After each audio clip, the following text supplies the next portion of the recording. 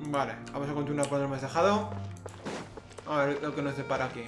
A ver, vamos a mirar por aquí si hay un cofre o algo escondido. Que no lo creo. Puedo mirar. Que no quede, ¿verdad? The wind knows me.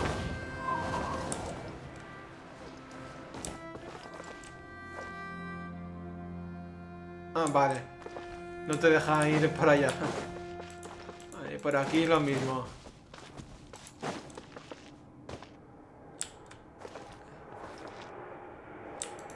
Hay un camino aquí por aquí arriba, ¿no? One with nature. Sí. Oh no! Another unstable path! Watch your step!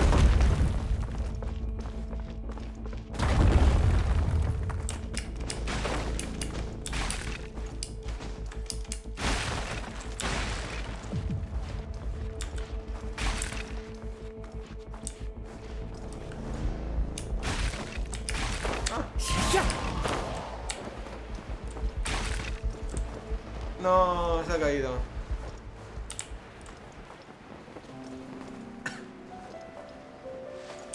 Vale, se resetea.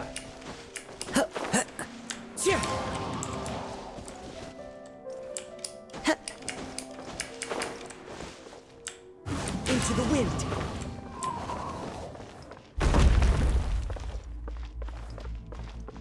No se cae hasta que nosotros pasemos. Vale.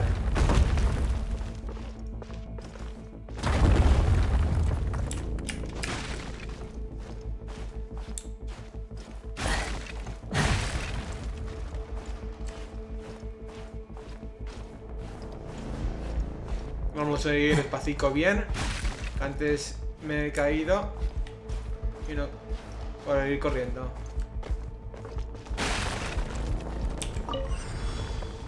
A ver, ¿dónde conduce esto? Watch out! There are rocks falling from here! Midnight Phantasmagoria! Shut up! ¿Algo mucho más? O sea, había esto y no había cofre. Aquí. ¿Cómo puede ser esta basura?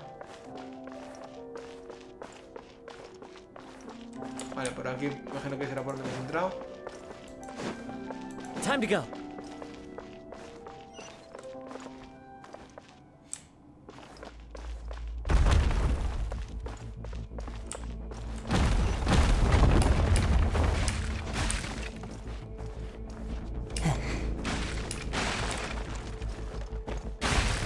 It seems we're almost at the top.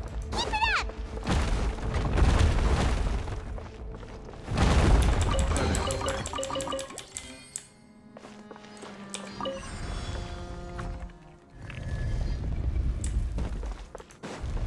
Yeah. Wind strike. Wings of darkness! Come! Beg for mercy! Freeze to the core! Eye for an eye! I condemn you!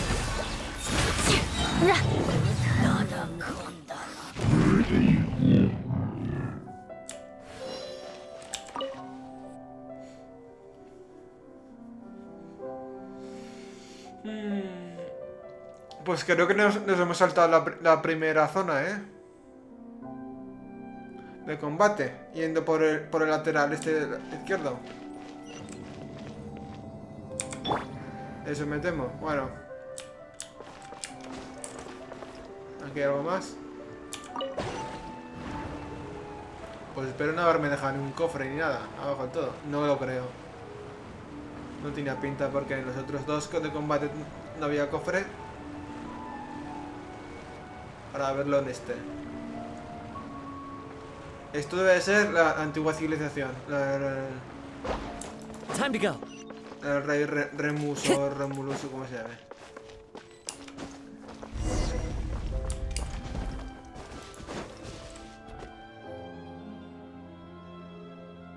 Looks like we've reached the end. This is the place. There should not be any other hidden spaces in the vicinity. The path sure had some twists and turns, but it turns out that this place isn't actually that big.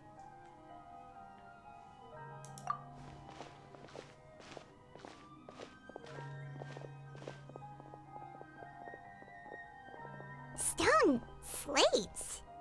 It seems like they were put here as an offering. Aquí está Furina, Could we take them down and have a look? Perhaps we should just leave them be for now.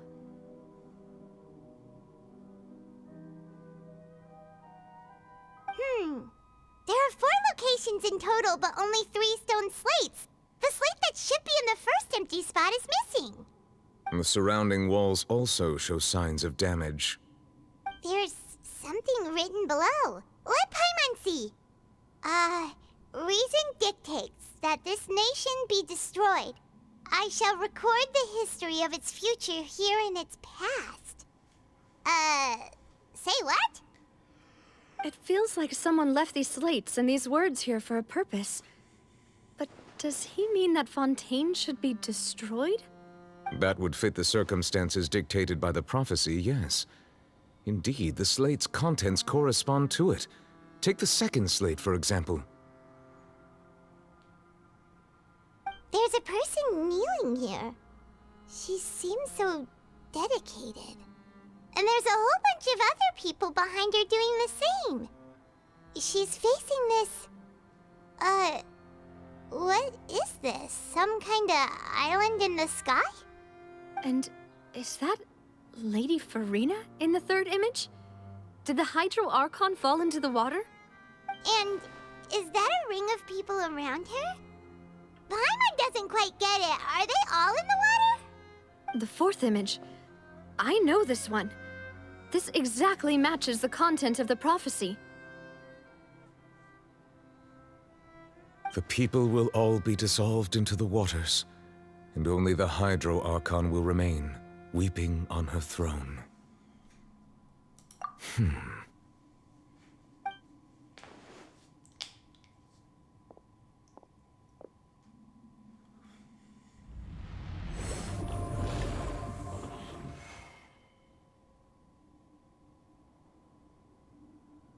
More information should be hidden in these slates, but I fear I cannot easily uncover it, most likely due to us missing the first slate. I am very sorry.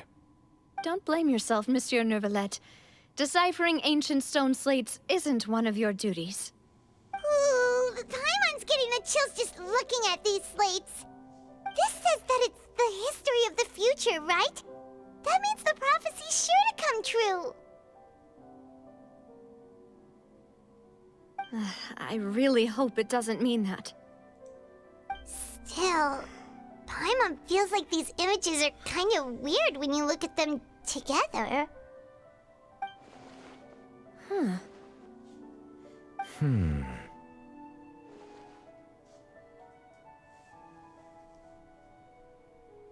That's right! If the images are in chronological order, shouldn't the fourth, the waters drowning Fontaine, come before the third, where the Hydro Archon herself falls into the water? And yet the order is reversed here.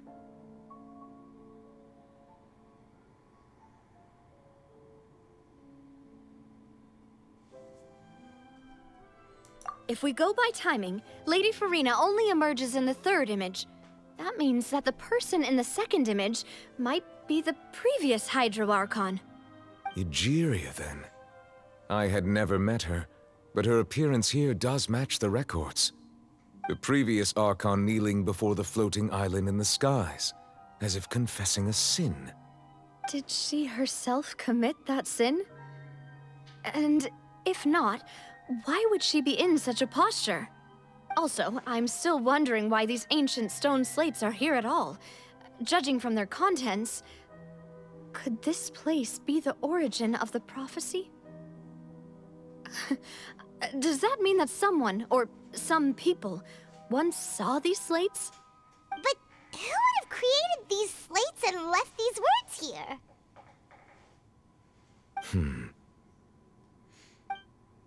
It seems that any further clues will have to come from Farina. In that case, there's no time to lose. There's nothing else to be gained here, so let's head back first. Yeah, we We better get somewhere safe for now.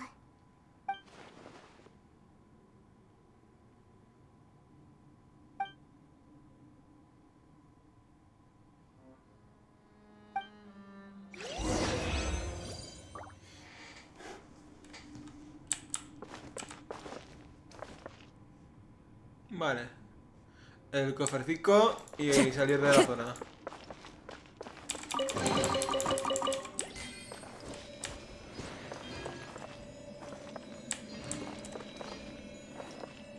No hay nada más aquí, ¿no?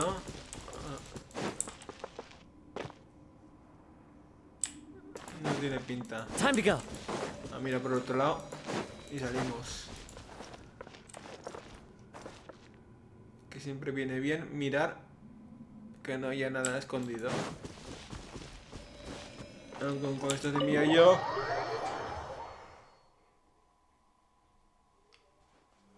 Let's split up here. I'm going to check on what's happening with the Spina. You know how it is. There's some things you just need to be there for yourself. You still have energy for that, Navia? Paimon's already beat.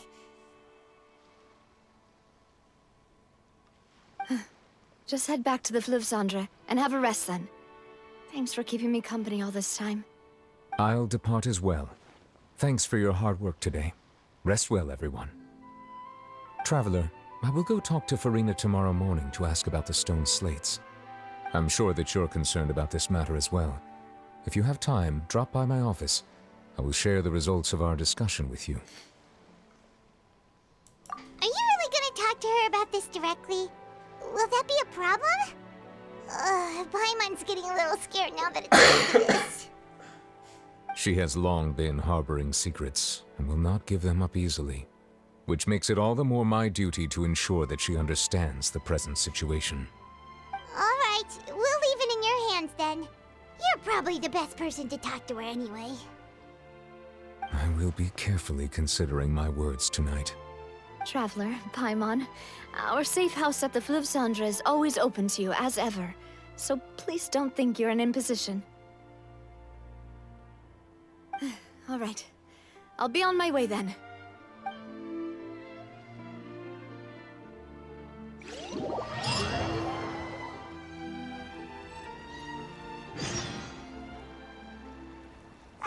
We're finally back!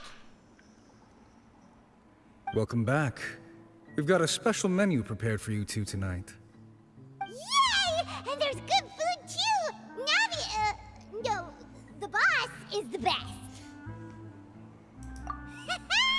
Ooh, desserts! Nice, these are all Paimon's! Paimon's already starting to forget what happened today. Oh, that voice. Hombre. Is that who I think it is? Huh? It's you two. Hola. What are you doing in Fontaine?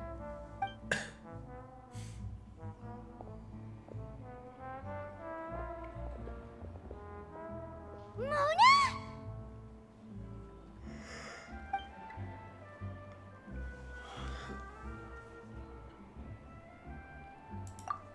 Seriously, nobody just uses a scry glass whenever they've got time to just see who they'll meet on the road.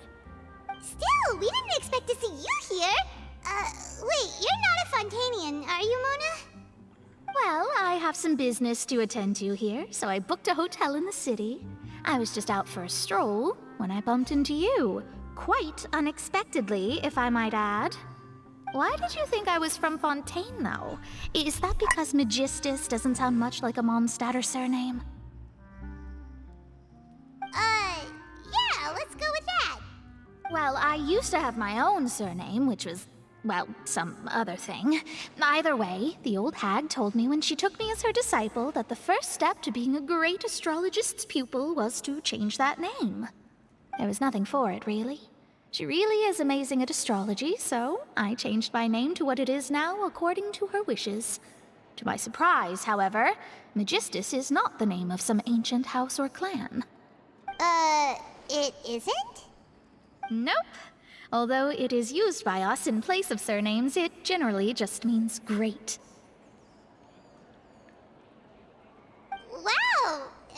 sin, including a boast in your name. Wait, are you gonna have to put that into your genealogy as well? I reckon so. In any case, I'd give my disciple a name like this as well, if I were to take one.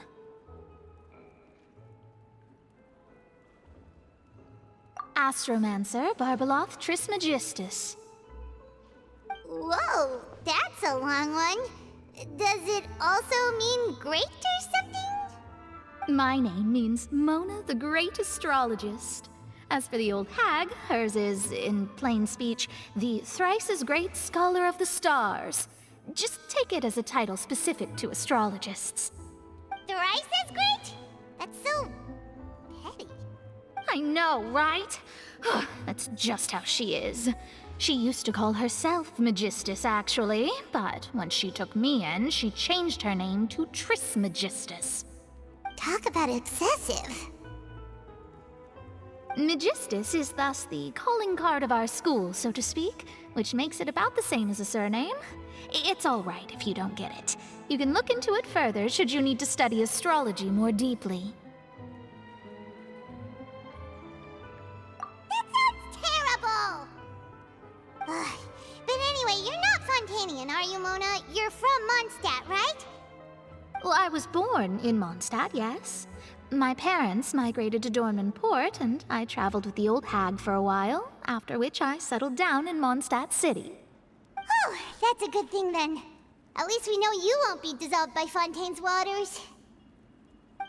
Speaking of that, I'm sure you're aware that a bunch of things have happened here in Fontaine, right?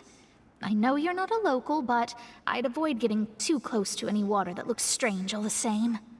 There's something ominous about it. Well, the water, I mean.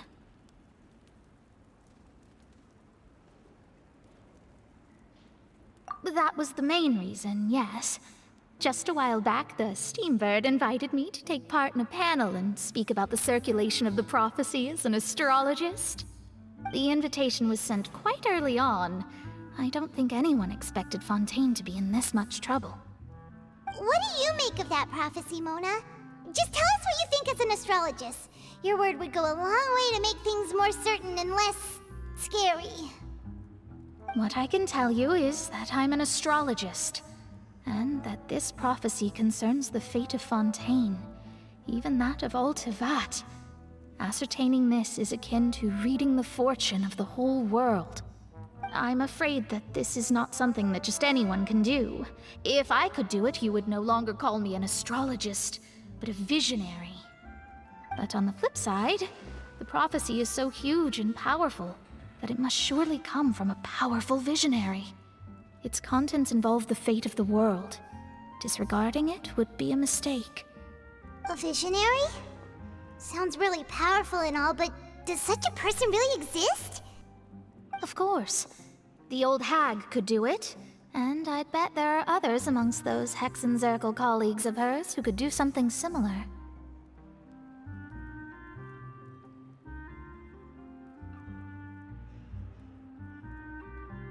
Huh? Are you sure? All right, I'll help you. It isn't often that I see you with such a serious look on your face. I'll tell you once I hear back from her. Thanks, Mona. You're amazing as always. Oh, well, this is something only I can do after all. So yes, your praises are quite welcome. That's the greatest of astrologists for you. Of all the people we know, you know the star's the best. Ah, un rugido de tripas para acabar. Indeed. That's the spirit. Oh, sorry. I came to see what all the commotion was about. If there's anything you need, do not hesitate to inform the Spina di Rosula. Oh, whoops. Guess we were getting a little too carried away there. Well, I'll go tend to my own business now. If I receive any news, I'll be sure to come find you two again. And there she goes, quick as rushing water. And here we are with the Spina guy giving us suspicious looks.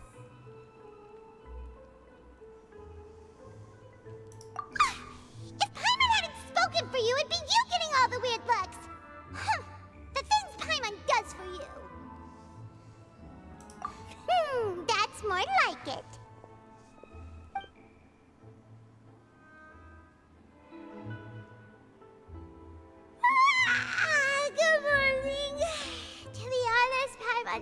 feeling kinda sleepy. But it's time to get up, Traveler. We agreed to go see Neuvillette, so let's pack it up and get going.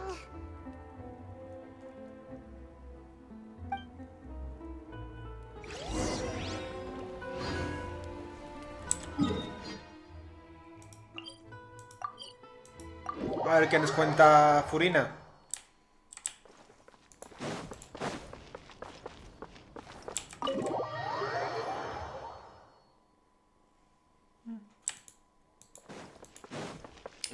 Y Mona nos ha fallado, con eso del rugido de tripa que no ha ocurrido. You're here! Finally! Is something wrong? Monsieur Neuvillette and Lady Farina, they seem to have gotten into a dispute. Please go see for yourself.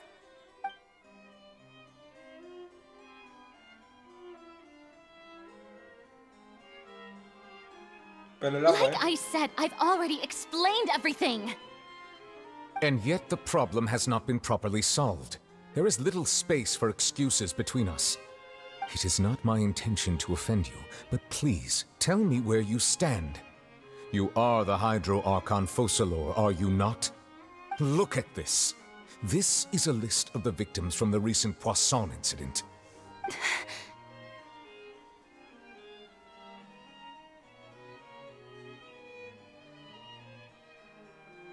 You mean... they're all...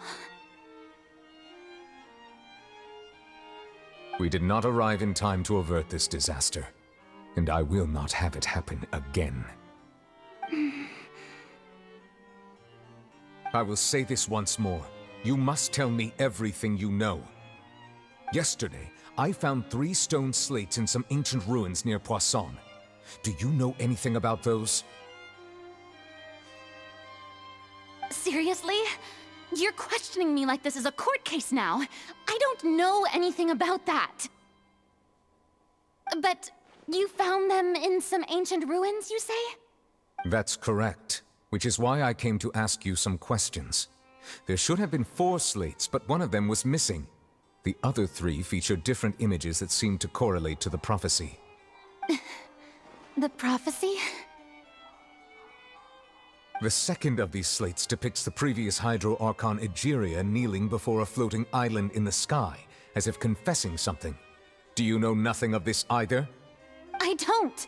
I've never seen such slates. I'll ask you again. Do you really have no information regarding the previous Archon? My deciphering of the slates indicates that the Hydro Archon Egeria once had to confess to, or apologize for, a certain sin. If anyone would know about it, it should be you. All gods don't have the same secrets, you know. She was herself and I'm me. Is it really so strange that I know nothing? I understand your concerns, but I'm sorry. I just don't have anything to tell you. Forgive me for saying this now, Lady Farina, but I have long known of your various secret investigations into certain matters. There are several indications that you have been investigating the prophecy on the sly. This is not strange in itself, considering that you are the Hydro Archon. But it is strange that you should also claim to not know any of Egeria's secrets, as well as do nothing following your inquiries. You have never been as superficial as you have presented yourself to be, nor are you a fool. And yet, your behavior is very inconsistent.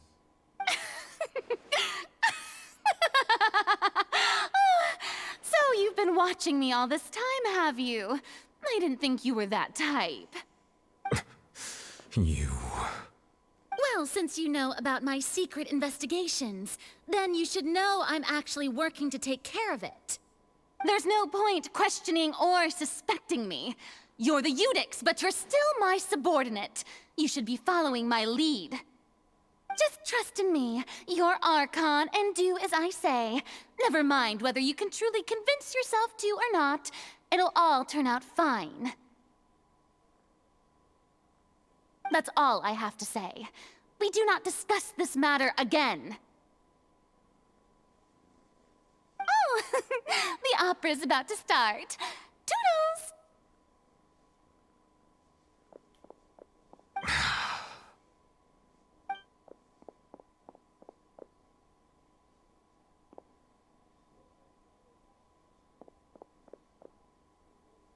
Did Farina not notice us standing by the door? Wonder what's up with her. She was smiling. Huh. She didn't seem in the mood to care if we were listening in or not. I assume you've been outside for a while now? Oh, you noticed. Seems Farina didn't even realize we were here. She was in a great panic, though I cannot discern the reason. Our discussion reached impasses time and again, a state of affairs that we cannot allow to continue. Still, I do not understand. Dialogue is the basis for understanding, so why did she keep refusing to engage?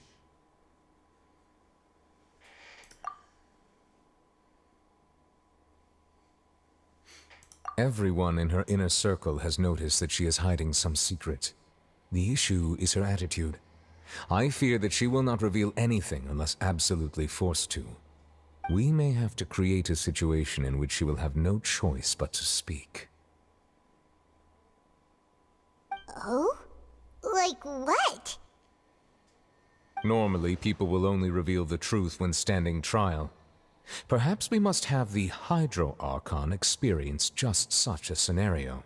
But Farina's seen so many trials, and she's really good at dodging questions. How do we make sure that she won't just slip away at the first chance she gets? We will need to consider this thoroughly, join forces with various parties, and then do what we can. If at all possible, I would prefer to recuse myself from this affair, but we must prevent the prophecy from coming to pass. This may be cruel to her, but all Fontaine is in crisis. The information a god possesses is too precious, and so we must take a chance on this. But who will lend us their aid to do such a thing?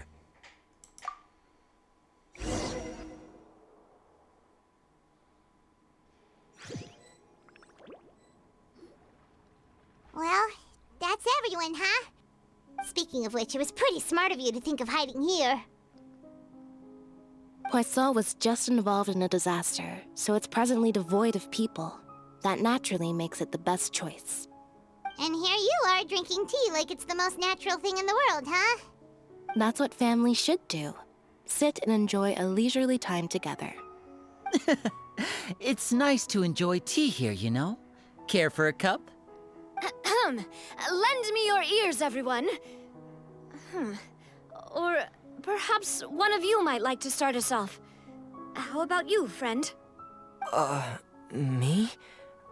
No, I don't think I can. Then, how about you, good sir? I fear that I will cause the mood on this boat to become as somber as it is in court. Well then, I guess we're lucky we've got a local like me to organize things. Wonderful, the spotlight at last. I guess I'll be facilitating things from here. That was a little long-winded, don't you think? Oh, you might be right. Anyway, to cut to the chase, our friend here, the Traveler, has brought us together to discuss something. As for what that is, well, let's start by saying that we'll be pooling our efforts together to create a series of traps. Oh, how intriguing. Well, it's just an expression, really. One that I just learned from Chlorand, and used on the spot. So, let's invite her to explain in detail. A round of applause, please.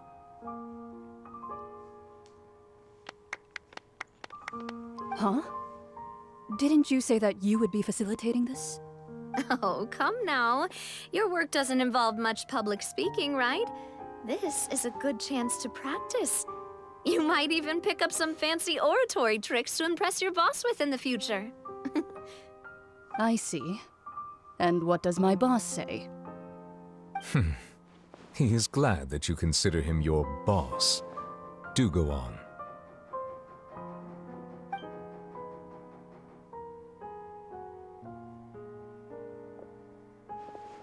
In that case, do any of you have experience hunting?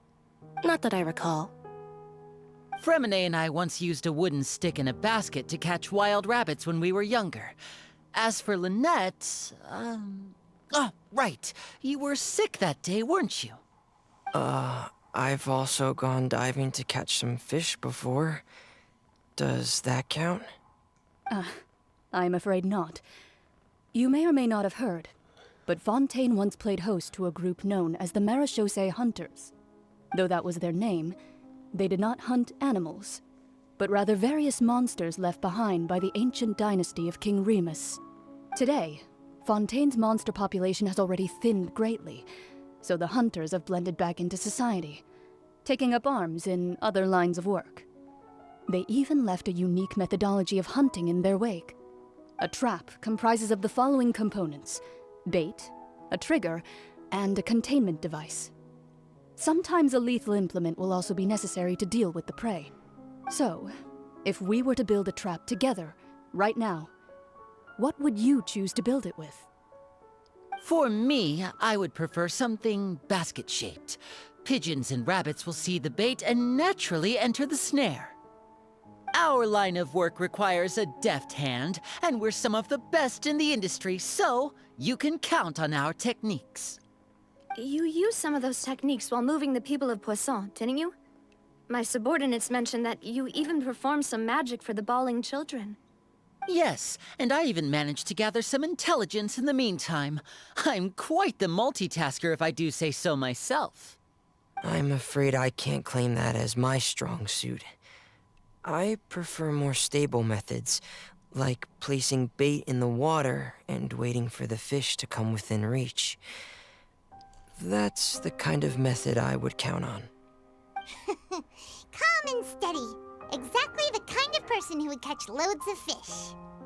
And I can be their assistant.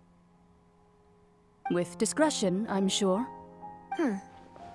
I'd probably use some sort of mechanical animal. Papa once bought me some small clockwork squirrels, mice, and such. When placed in the forest, they can attract others of their kind. I remember that you liked those too, didn't you? I did. And that would be a good way to go about it. If they're realistic enough, animals of the same kind will follow them all the way to the trap. What about you, Monsieur Neuvillette? I fear I do not have any related experience. That makes sense. You usually solve problems directly, without the use of any such tricks. But I do have one more question for you, Monsieur. If we were to create a trap now, how would you design it? I would like for it to be effective, but bring no harm to the prey. A more gentle trap would be ideal. Kind, as always. However, our intention doesn't necessarily change the containment device and the type of implement we need. If we wanted to kill the prey in one strike, we would need a powerful implement. However, that also goes for prey that must be captured and safely contained. Wait, why's that? Only a hunter who's a true expert at subduing their prey can snare it without harming it. The line that divides life and death is often exceedingly thin. So are we going hunting together? We hadn't thought of seeing ourselves as hunters. It kinda works, but maybe it's still not the best metaphor. If our means of capturing and dealing with our prey is to put them on trial, then the hunting metaphor is actually quite accurate. But we shall require much more courage than any hunter to judge a god, a being whose seat is an exalted throne.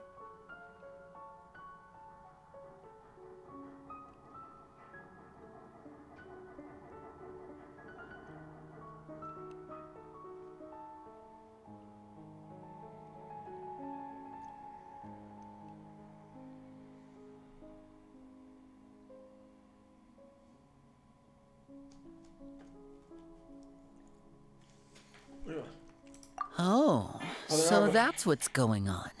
Sounds very interesting.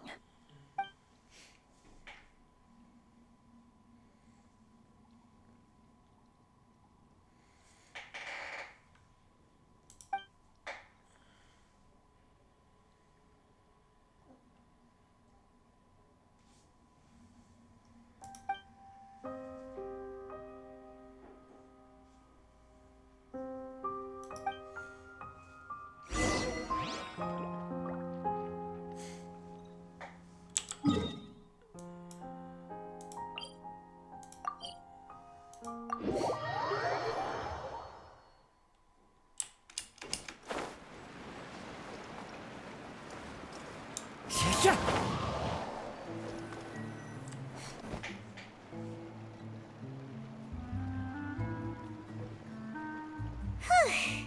been a tough few days, hasn't it?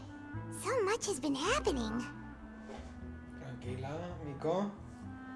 Perdonar si hablo con mis gatas. Paimon didn't think the meetings would go on for so long, but everyone seemed pretty fired up, huh? Paimon thought they'd be at least a little frightened. Well, Fremine was, now that Paimon thinks about it, but everyone else just looked a little surprised. Well... It's hard to say. Paimon doesn't have any experience with this sort of thing. But with you around, Paimon sure will do great. After all, you're the most reliable person in the world, aren't you? Huh?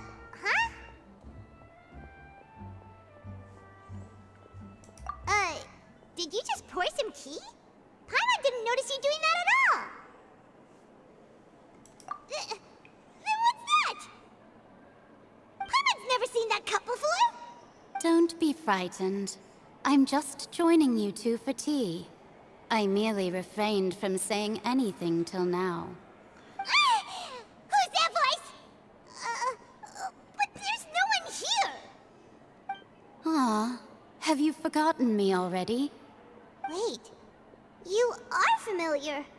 You're the voice we heard from the sky in Sumeru. The voice from the sky, I fear that description is wrong. Though, not completely wrong. You're feeling lost now, just as you were feeling previously. I sensed that confusion and thus came to you. Guiding people is an irresistible hobby of mine, after all. Ahora sabremos quién es. Consider me a passerby, just accepting a commission from my friend's disciple on a whim.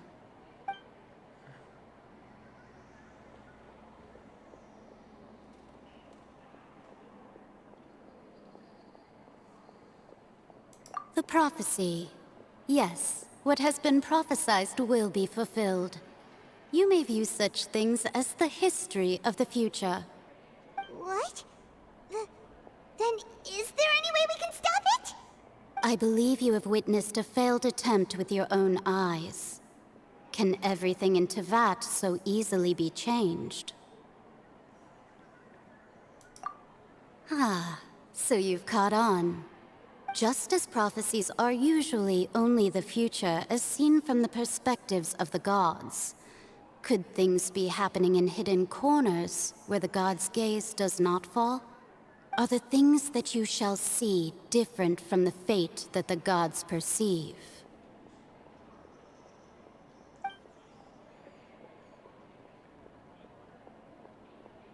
What is she talking about? It all sounds really impressive and important and stuff, but it also sounds kind of scary.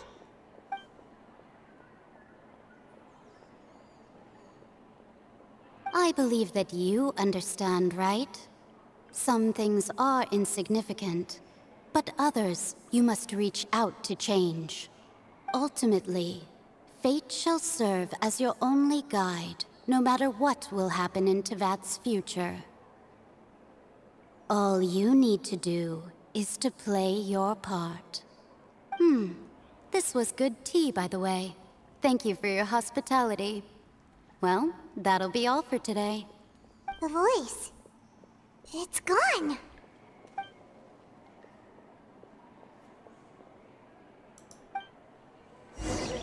What?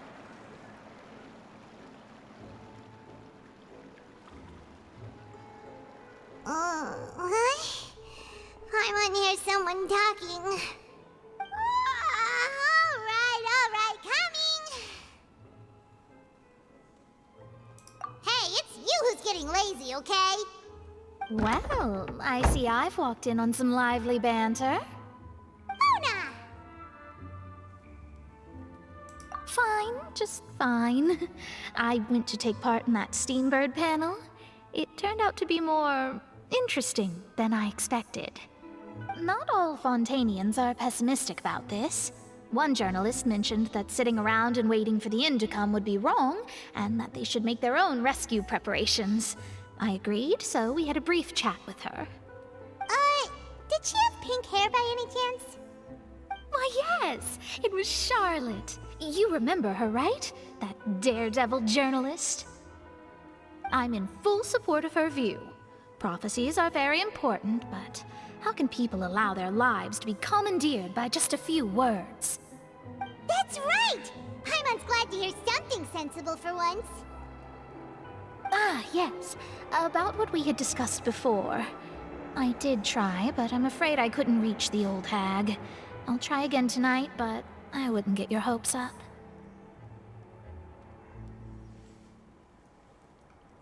Huh?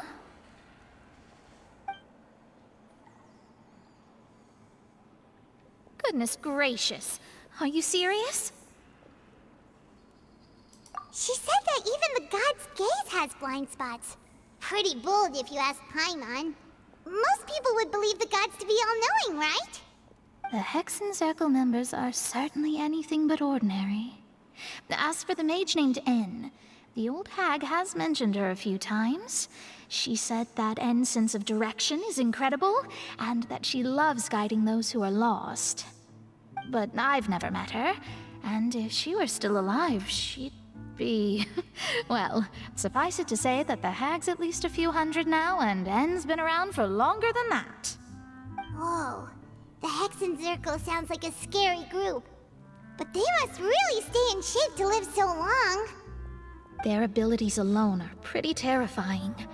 If she came to see you personally, then the problem you're facing must truly be of great importance. Well, it's not like Paimon could understand anything she said. Yes, she was quite cryptic, but I suspect she means that there is still a way to turn things around. She didn't say when or what that would be, though, so...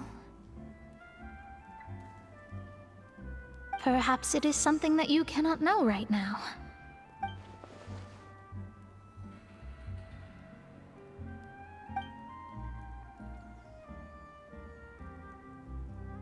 Traveler, Paimon, are you two all right?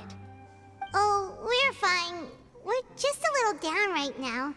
It kind of feels like the end is coming, you know? I see. I feel that same sense of desperation, too. I guess you could consider me someone who has often witnessed fate. So far as I have seen, it cannot be swayed. But even so, I still hope for, and believe in, miracles. Astrology is eternal and rational, but fate may not be. It is cruel, but it can also be beautiful. Perhaps that's what N was trying to tell you. Not to lose heart, and to believe that what you are seeing playing out before you is not yet set in stone. I did originally think of steering clear of all this, but I couldn't. Even if this is all futile, I still wish to help everyone. If we don't struggle to the last, then how can we face the end when it comes? Huh. You do have a point. There I go, talking about astrological principles again. Sorry about that. The moment I start talking about work-related stuff... I need to get going. It was worth trying to comfort you, even if only a little. I believe that you'll help those who are struggling in the same way I did. I suppose that might be why we always seem to meet by coincidence. Paimon feels kind of moved by what Mona said. But also kind of sad, too. Hey, Traveler. Paimon suddenly feels like going outside for a walk. Let's go. Let's walk around the city, shall we? There's a few spots we always like to walk by.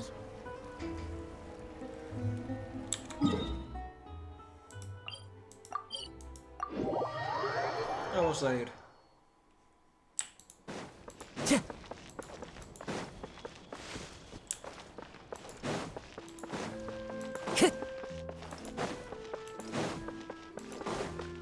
Time to go. Huh? Our names are written in this newspaper. What's going on?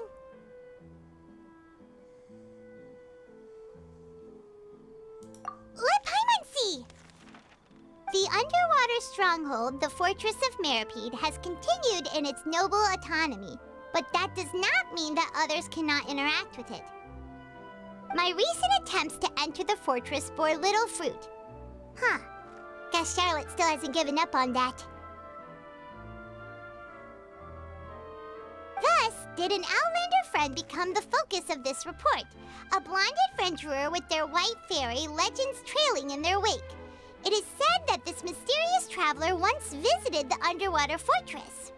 So while the fortress's interior remains a mystery behind closed doors, do not fear, for the tales of the traveler contain surprises in spades.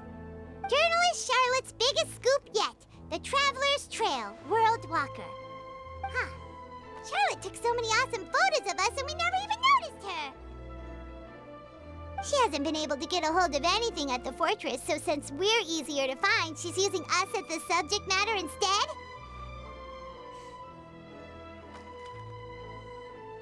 Ugh, seriously? Well, fine. Those headlines and photos do look cool, so Paimon will forgive her this time.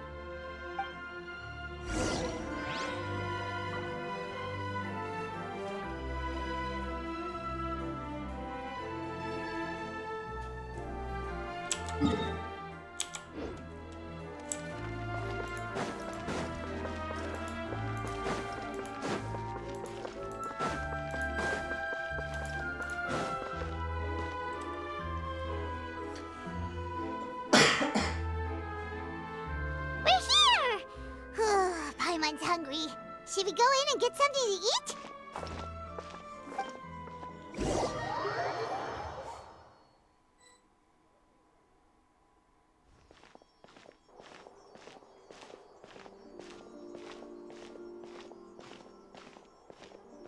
Hey, quick!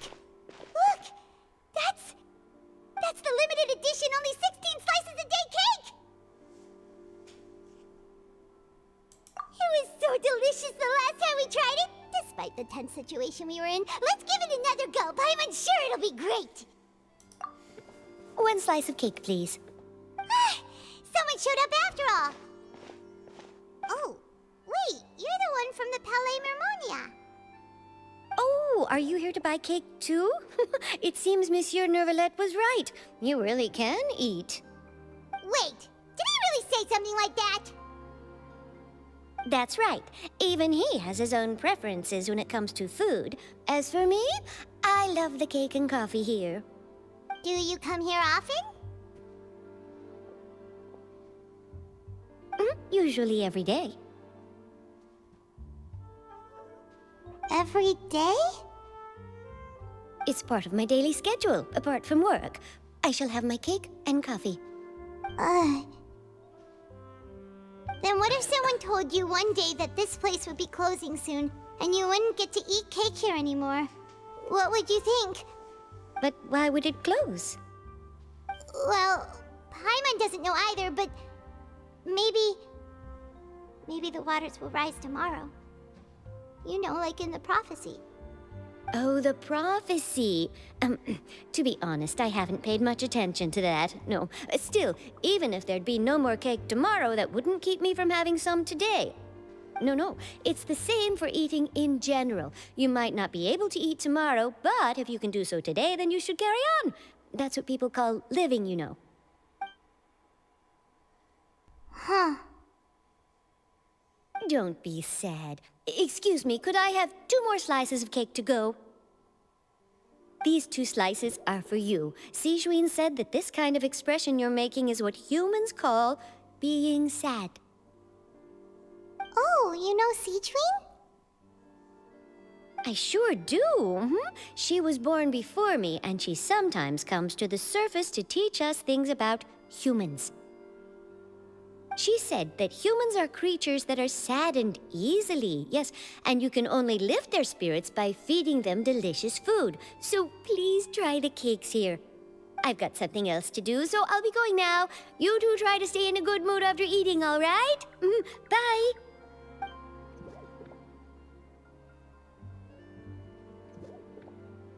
And there she goes. All right, let's dig in. Paimon's sure this cake will be delicious.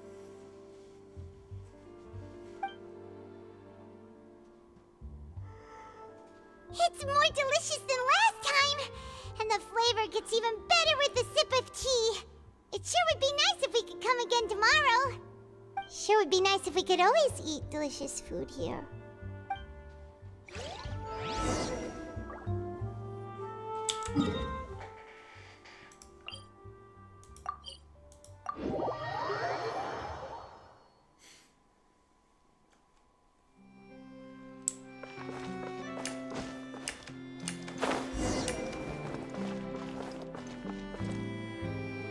Wow! If it isn't the Traveler and Paimon! Oh, have you seen the article I wrote about you? Ha! You've got some nerve! You just used us to make some quick mora!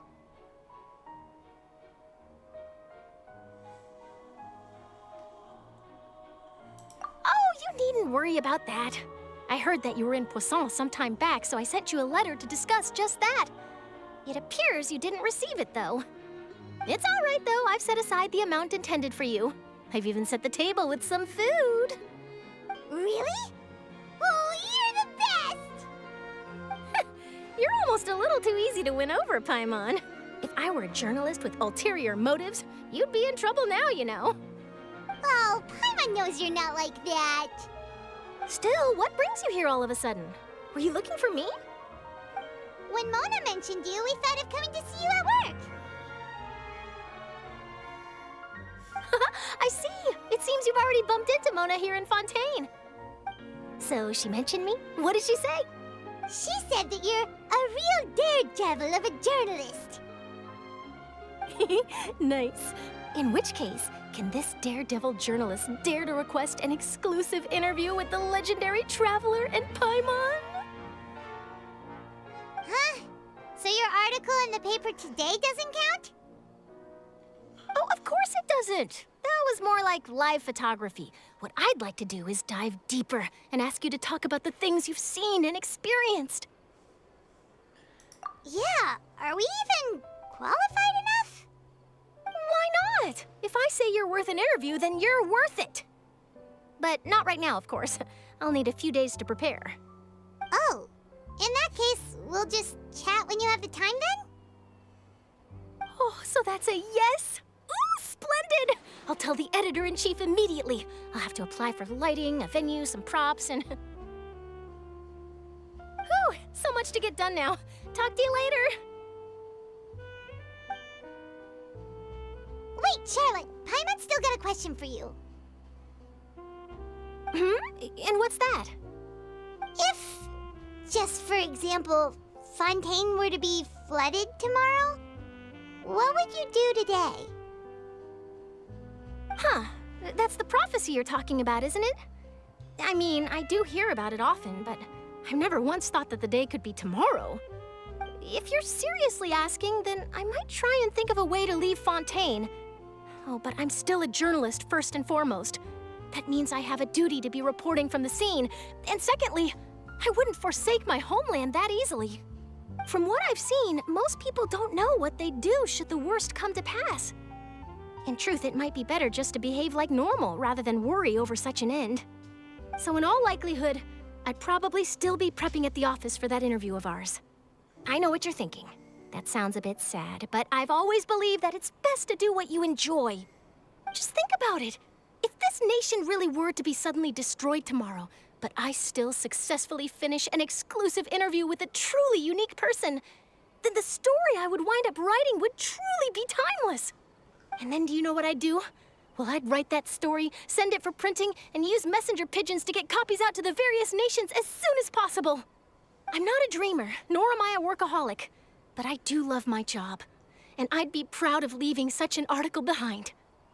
I guess you could say that I was born to be a journalist. But anyway, that's my answer. And on that note, I'll get back to my preparations. That's so nice. All of a sudden, Paimon actually kinda envies her. Anyway, let's go and take a look at the sea, shall we?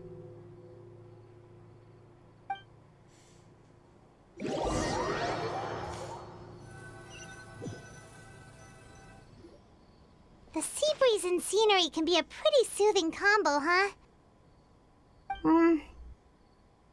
Paimon's been thinking. If it wasn't Fontaine, but all of Tevat that would be destroyed tomorrow, where would we go and what would we do? No, Paimon should ask, if you could choose, what would you like to do?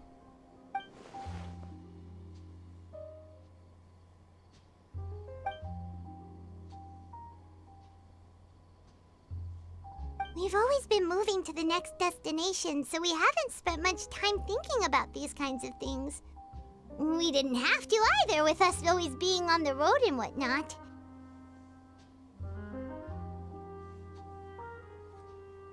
You mean, still traveling?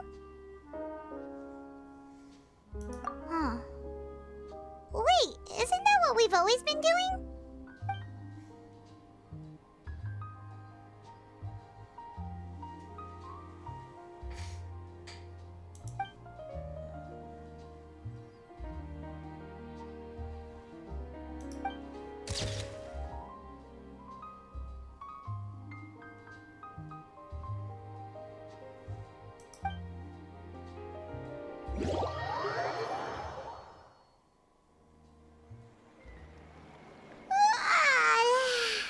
Feels like you'll grow mold if you stay here long enough. Soy yo con un poco de eco, ¿no? But it's still better than the Fortress of Mirapede, that's for sure. It's not only damp there, but salty too. So the two of you are still here. Wonderful. Oh, you're from the Palais Mermonia, aren't you? Yes, I'm Isadora.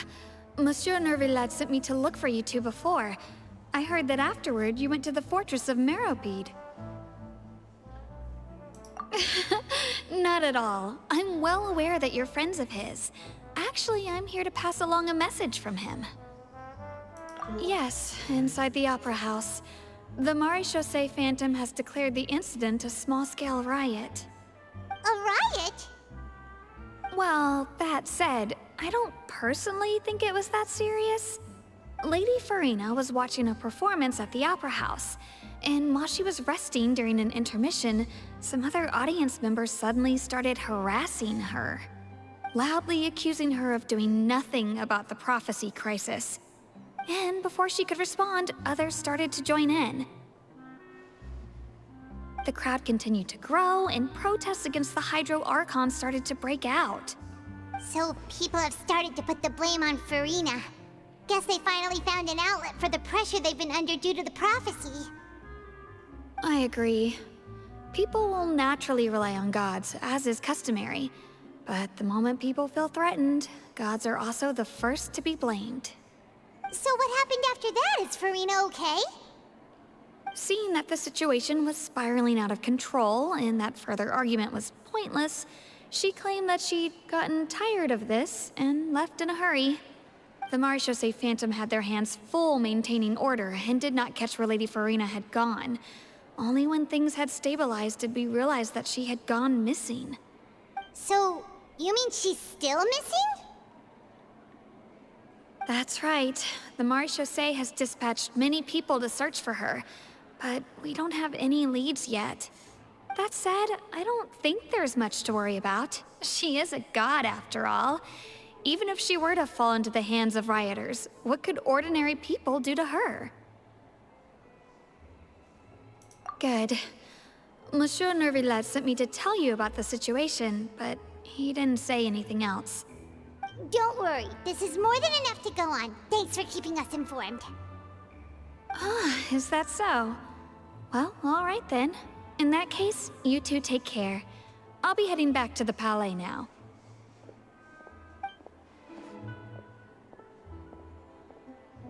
Well, sounds like we should hurry over to Poisson then. If we know Farina, she won't try to fix things in this situation. Instead, she'll look for a place to wait out the heat. And, as we also know, she may be loud and dramatic, but she doesn't have a heart of stone. When Nervillat was talking to her in the Palais Mermonia, and she heard about Poisson, she couldn't hide her sadness and remorse. It would be hard for her to ignore being accused by the public today. thinks Farina's probably taken the opportunity to slip away to Poisson and try to relieve the sense of guilt that she's feeling. Huh. Well, what do you think? Paimon knows the answer, of course, but Paimon can do the analysis to back it up, too. Cool, huh? In that case, there's not a moment to lose. Poisson, here we come!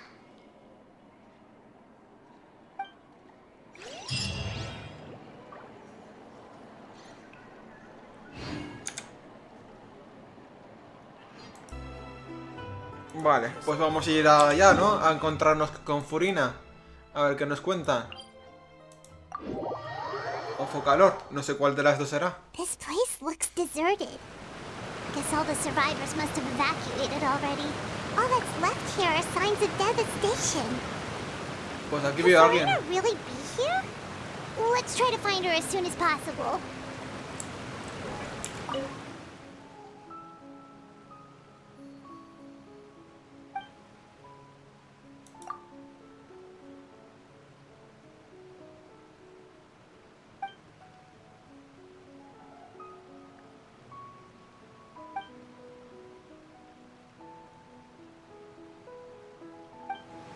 Vale.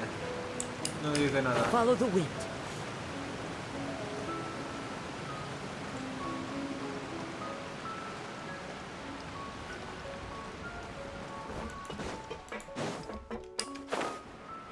Está aquí.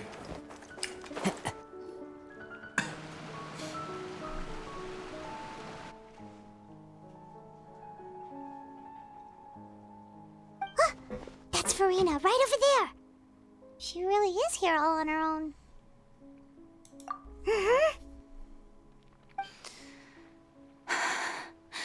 Should I just give up? This is all meaningless. What was meant to happen did happen after all. Everyone's dead. I'm sorry. I am so sorry. Give up, Farina. There's no point in holding out. I'm sorry.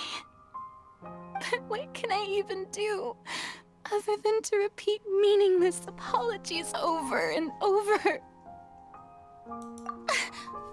Who's that? Don't worry, Farina. It's just us.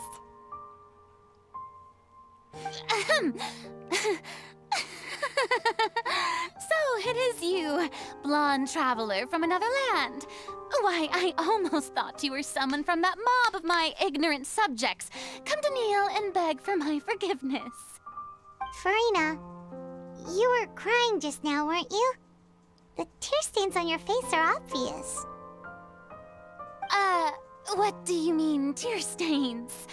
Oh, I remember. The show at the Opera House earlier this morning was so moving. I'm still trying to process it. Who did that uncivilized rabble think they were, disturbing my enjoyment of the arts? They even dare to tout their Archon. I must teach them a lesson. I can just imagine their twisted and frustrated faces once they realize that I'm nowhere to be found. Oh, and I'm sure Nouvellette and those people from the Maréchaussée Phantom are freaking out right next to them, too.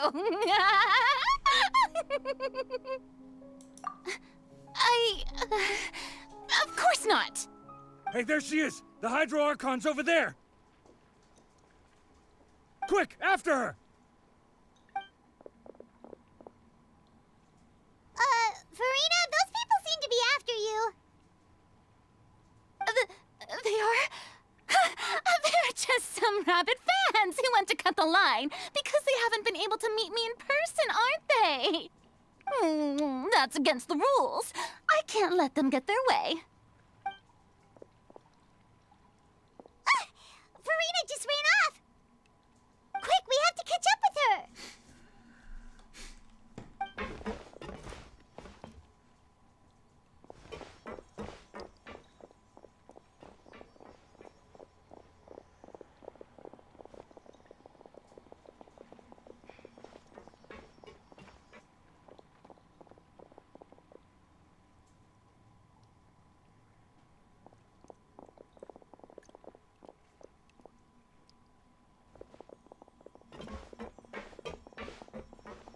This should be the place, right? Hey, Farina!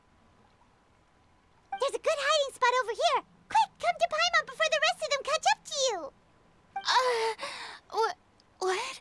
What is this place?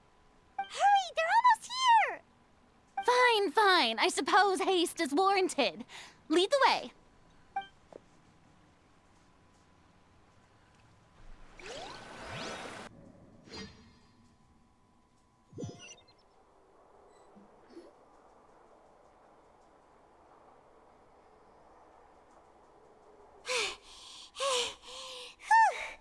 Paimon's exhausted.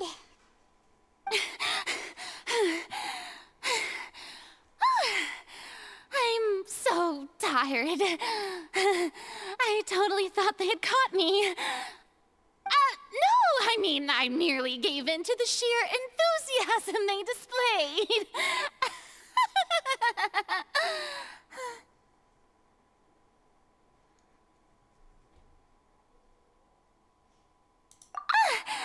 You're right.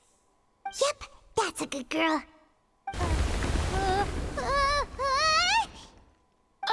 What's happening? The ground's shaking. Is it an earthquake? Yeah, a quake of this kind preceded the flooding in Poisson, didn't it? It can't be. It's happening again. Well, there's no need to worry too much about that. Novelette's made some emergency plans, so the evacuation should go a lot smoother this time. Yeah, I hope you're right. But the people of Poisson, they've already...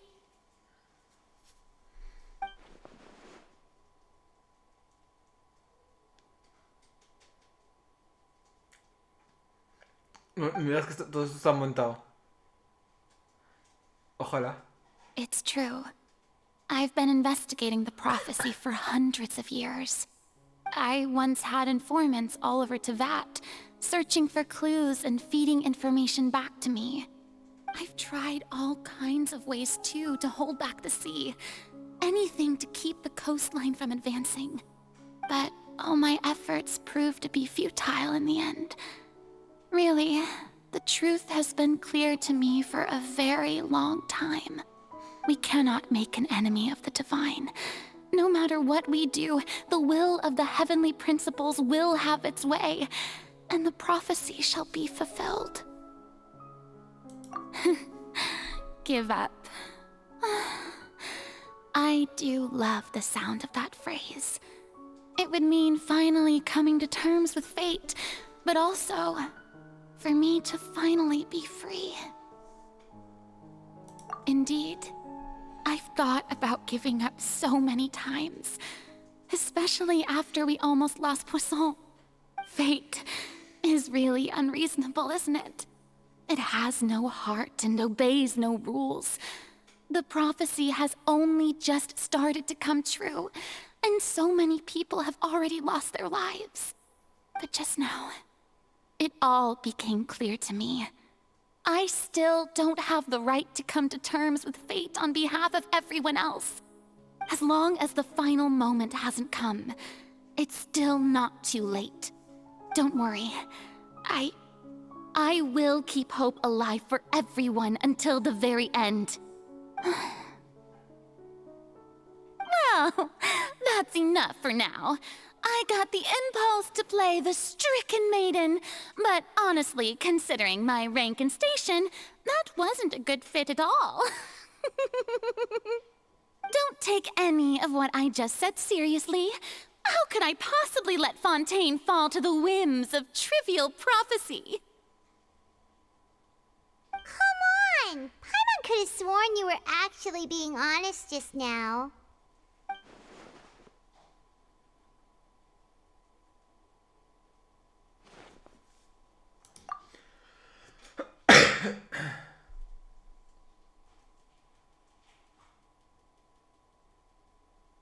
Share my burden. That's impossible. It was fated right from the start that this would be my duty alone.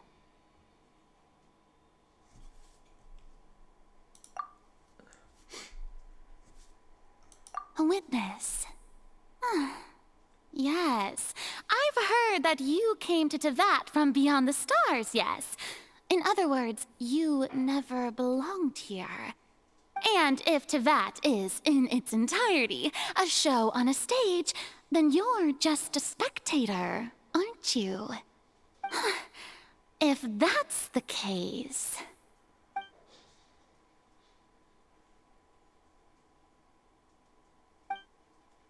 ¿Nos lo cuentan?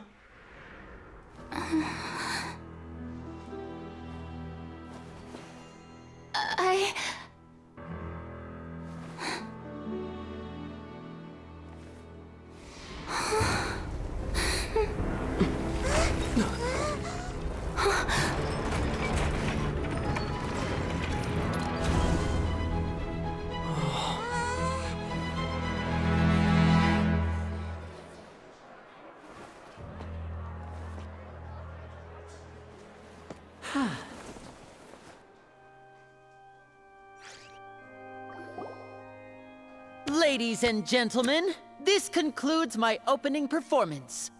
Now, without further ado, we may proceed to the trial of our god. So this is what it is. Yes, you deserve praise for the effort you took to raise the dramatic stakes. Do not forget, however, that I am Focalor, the god of justice, the embodiment of justice itself. Does it not strike you as even the least bit absurd to bring the very concept of justice to trial? May I interpret these words as your refusal to stand trial? In that case, you will have the opportunity to defend your honor through a duel. You would draw your blade against a god?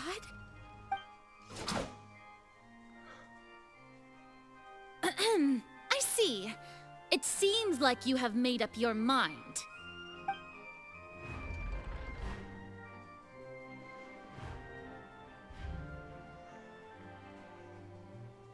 Paimon can't believe it.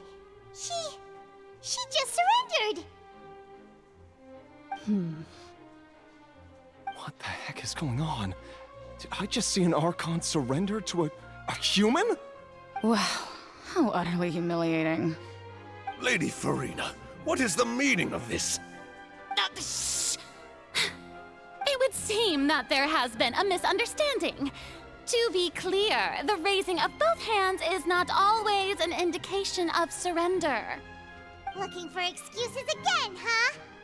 I raised my hands just now to indicate my acceptance of the trial. No duel shall be necessary. I will admit that I've been running away for a long time. I'm sorry, everyone. I was unable to protect the people of Poisson. It is my duty to stand trial for my crimes. You are not the only ones to be disappointed in me. I, too, am exceedingly disappointed in myself.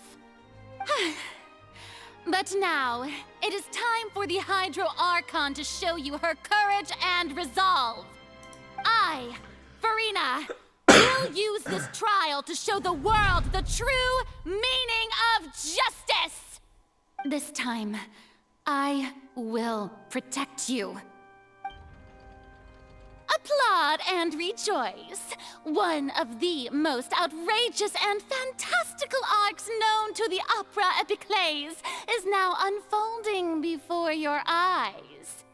Mark my words, this shall be one of the most exhilarating and brilliant shows ever to grace the stage of Fontaine! The trial of the Hydro Archon, Focalor, will now begin! Woohoo! Oh, now we're making history! Why does it feel like Farina just took over the whole thing? Like, come on!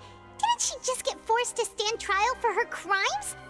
Also, even though she's still acting super dramatic, she is taking this seriously this time, right? All right, then. Who will be my opponent in this trial? The court asks the prosecutor to please take the stand.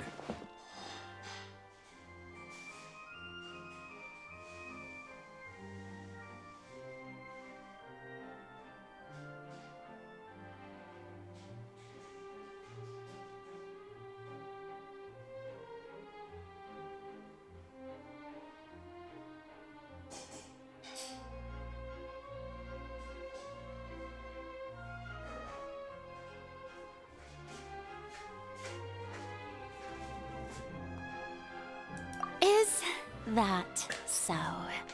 Very well. Then please speak, witness of Tivat, my accuser and fated opponent.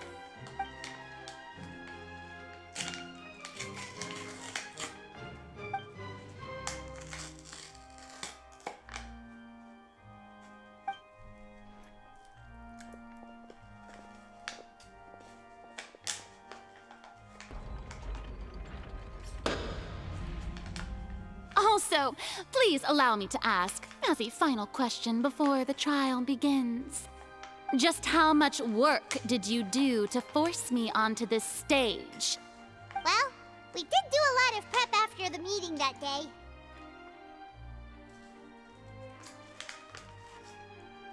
I can go over the tasks assigned to the Spina di Rosula, since they were rather straightforward and easy. Navia, the president of the Spina di Rosula. Most of the people who participated in the disturbance this morning were my subordinates. They changed into plain clothes and came to the Opera House as regular audience members, waiting for the perfect opportunity to incite insurrection against you. The people's resentment against their Archon has been building as more and more of the prophecy is fulfilled. A spark was all we needed to turn smoldering anger into a flame.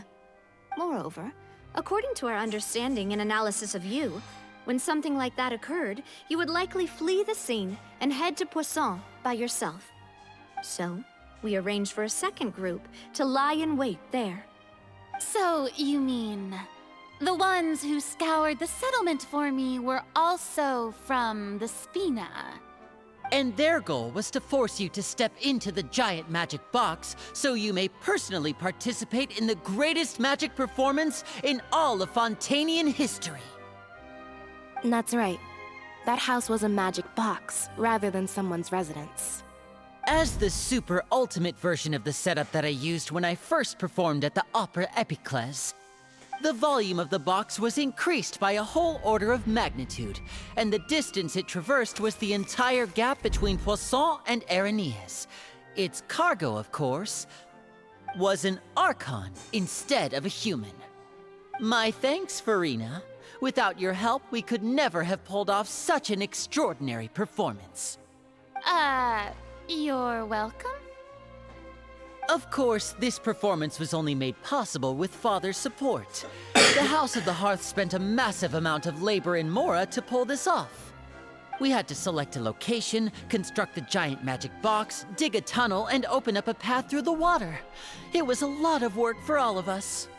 So, in other words, the earthquake that we felt within the giant magic box was just a normal tremor from the transportation of the whole house? That's right. It wasn't a sign of another disaster to come. Then, I can guess Nervilette and Cloran's parts. You gathered a crowd, prepared a stage, and made sure that the champion duelist would be immediately ready for a fight. Also that as soon as I appeared on the stage, the trial may commence without a hitch. Am I right? Yes, that is correct. Well, Clorand, I must commend you for your courage. Only the most outstanding champion duelist in all of Fontaine would accept a duel with an Archon without flinching. Thank you. As for you, Traveler, I suppose your role was to keep me distracted with conversation once you found me in Poisson. You'd make sure that I didn't notice anything amiss before revealing yourself as my prosecutor once we'd arrived onto the stage.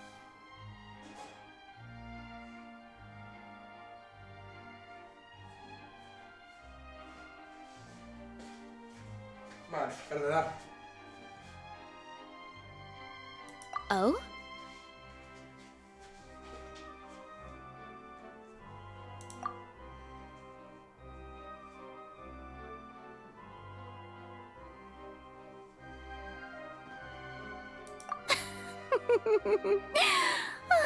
Is that so? Then I suppose I must have missed my final chance. It's fine. It matters not. What's done is done. The stage is already set, so there's no reason to disappoint the audience. Let's see this trial through to the very end.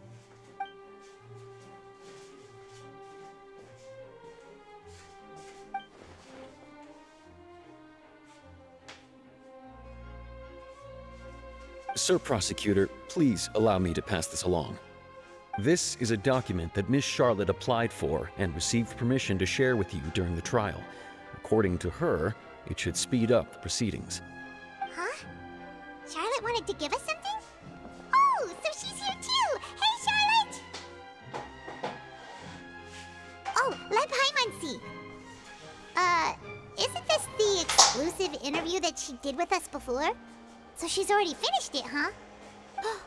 Wait, then that means this document is a perfect timeline of everything that's happened ever since we stepped foot in Fontaine! So in other words, we can refer to this anthology of evidence every time we want to use something from our journey as evidence for an argument! Let's quickly confirm the information in it. Just think of it as a refresher, alright? You defeated the Hydro Archon in the very first duels you took part in at the Opera House. That's one for the history books, all right.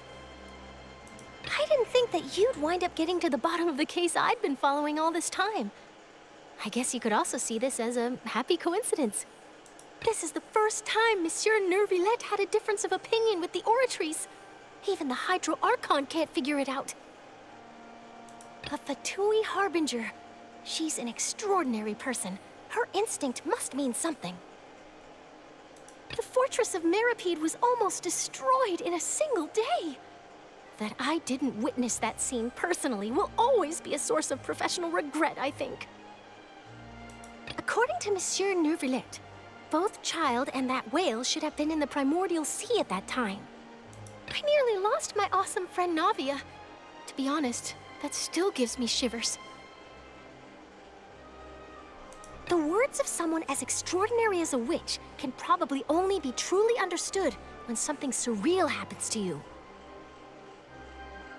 Pues ya está, ¿no? Esto ya.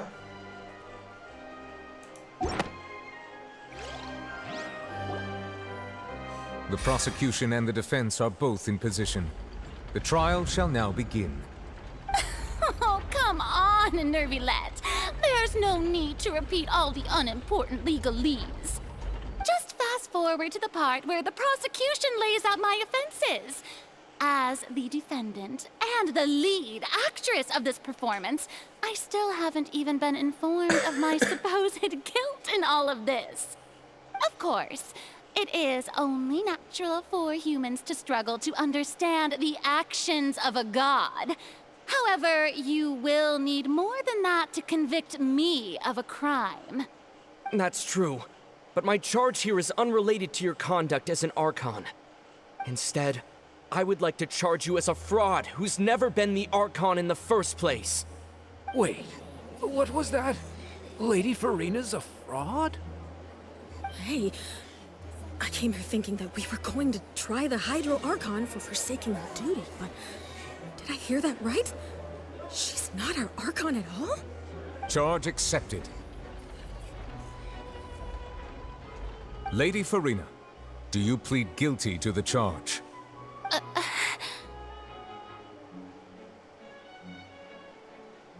Lady Farina. I plead not guilty. How can I be Me llaman por guilty? teléfono, tengo que There contestar. is no way that I, Fauchelor, otherwise known Para as esto un Farina momento. de Fontaine, a member of... Perdonar, era una llamada de mi banco por la tarjeta de crédito. Como podéis haber comprobado, pues antes de grabar este vídeo he hecho las tiradas de Furina, que lo podéis ver en dos vídeos anteriores, y he tenido que meter dinero para conseguirla. Así que es lo que ha ocurrido. Vamos a continuar con esto. Yeah. Even though Lady Farina can be rather eccentric, isn't it going too far to doubt her very identity? Yeah, I've never questioned her identity either. Sure, Lady Farina can be super irresponsible, but what grounds does that prosecutor have to make such a huge claim? I have cause to believe that common sense will prevail in this case. Many of the members of the audience have known me as the Hydro Archon ever since they were born. There would be no fooling their memory. See? Even the Oratrice has decided to show me its favor. Are you sure you want to commit to a charge that will never be upheld? If you wish to drop the case, I can promise you as the God of Justice that you will not have to face trial for making a false accusation. We will treat everything that's happened as a dramatic spectacle and move on with our lives. What do you say to that? An argument with near impossible odds, huh? You have to not only refute Farina's claims, but also overturn the long-held beliefs of the people.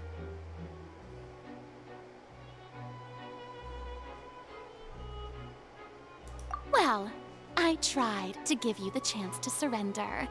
If you must persist, then let me ask. If you believe I'm not the Archon, then what manner of being do you think I am? And if I was not the Archon, then how did I manage to live for over 500 years?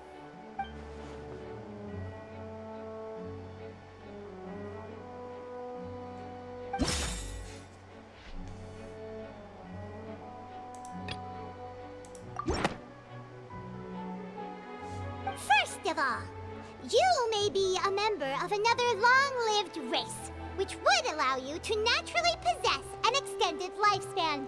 And second of all, even if that wasn't the case, there could be other ways to extend your life. Who gave you that idea? Was it the knave?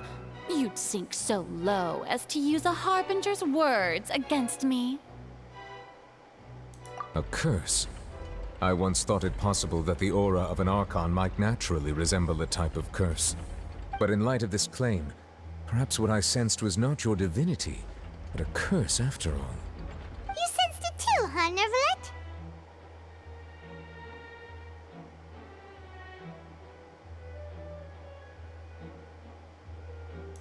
Lady Farina is actually a human?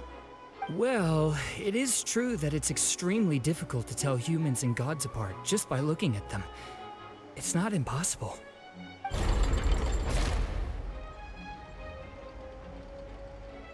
Well, don't start celebrating too early now. Even if I have been carrying a curse like you said, how does that prove that I am merely a human being? Besides, everyone knows that the main difference between a human and a god is the possession of authority. Gods can do what humans cannot. That's why they're worshipped as gods. For centuries, manifestations of my authority have served the nation of Fontaine. One need only to turn their eyes towards the Oratrice Mécanique d'Analyse Cardinal in this very opera house, or consider the indemnitium that is used in every aspect of life.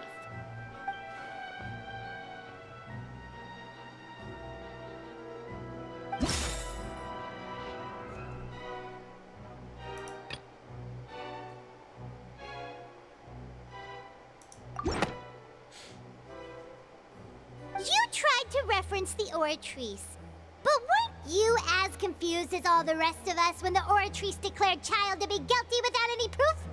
Otherwise, you should have come up with a good explanation for that by now. Didn't I make myself clear at the time? The decisions of the gods are naturally difficult for humans to comprehend. There is no need to provide an explanation. Lady Farina, I believe a reminder of your current circumstances is in order. While the court is in session, the principles of justice and the law must come before all else. While you are an Archon, you are also first and foremost the defendant in this trial. You will prove yourself unable to defend against the prosecution's charges if you continue to withhold vital information against the rules of the court. I never thought you'd use that kind of rhetoric against me. That was no trick of rhetoric, Lady Farina. I've merely reiterated the rules of the court. Rules that all should respect and follow. So, you neither knew why Child was declared guilty, nor did you understand the structure and operations of the Oratrice. Instead of having been created by you, the manifestations of authority you mentioned have been made by the real Hydro Archon, haven't they? The real Hydro Archon? Well, now you're really losing me. It is true that I did not know why the Oratrice gave out a guilty verdict that day. But the Oratrice handed out that verdict unilaterally, and it has been operating independently ever since it was first created. You can't argue that just because a divine creation is flawed, that the god behind it must also be no god at all.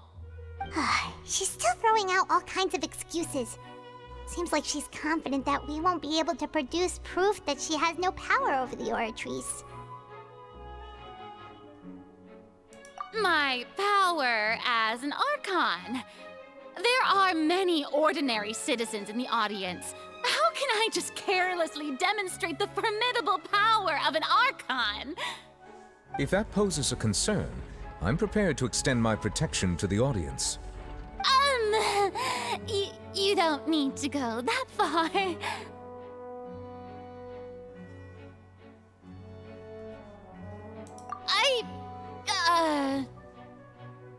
Aren't you the Hydro Archon? Or is it that you can't even wield the power of Hydro, much less the authority of a god?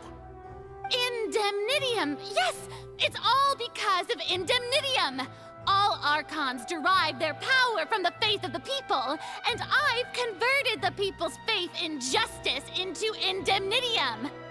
Thus did I give up all of my divine power to provide everyone with energy for their daily lives. Have you ever seen a more magnanimous god? Isn't that a huge stretch? Yeah, no matter how generous an Archon can be, how could they give up all their power? Can a god with no power even still be called a god? It seems like nobody's buying Farina's excuse. Hey, come now, everyone. Please don't stare at me as if I was a liar. I'm still the same Farina you knew, right? The one that you loved. Shouldn't you want to believe in me? Please? You've got to believe me. If what the prosecutor said is true, she really has committed a grave offense. Did she deceive all of us? And all of our parents and grandparents too? And all of our ancestors? Ever since they were born? Enough. That's enough. Tell me then, if I'm not the real Hydro Archon, then who is? If you have no evidence of another Hydro Archon's existence, nor can you find anyone who can back up their claim to be such, then what grounds have you to say that I'm not actually the real deal? Wow, she came up with yet another argument. How can we refute her now? Seems like she really doesn't want to give up.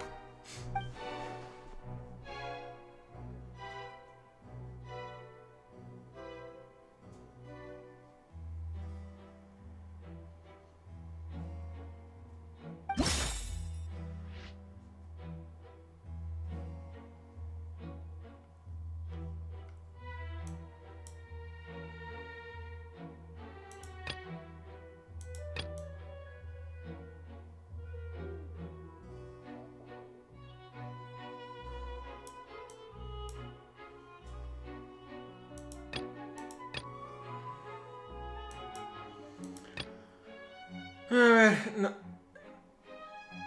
No sé si será esto. That doesn't sound right. Paimon doesn't think this. Vale. Esto ya lo hemos hecho. La sentencia nubile ya está hecho.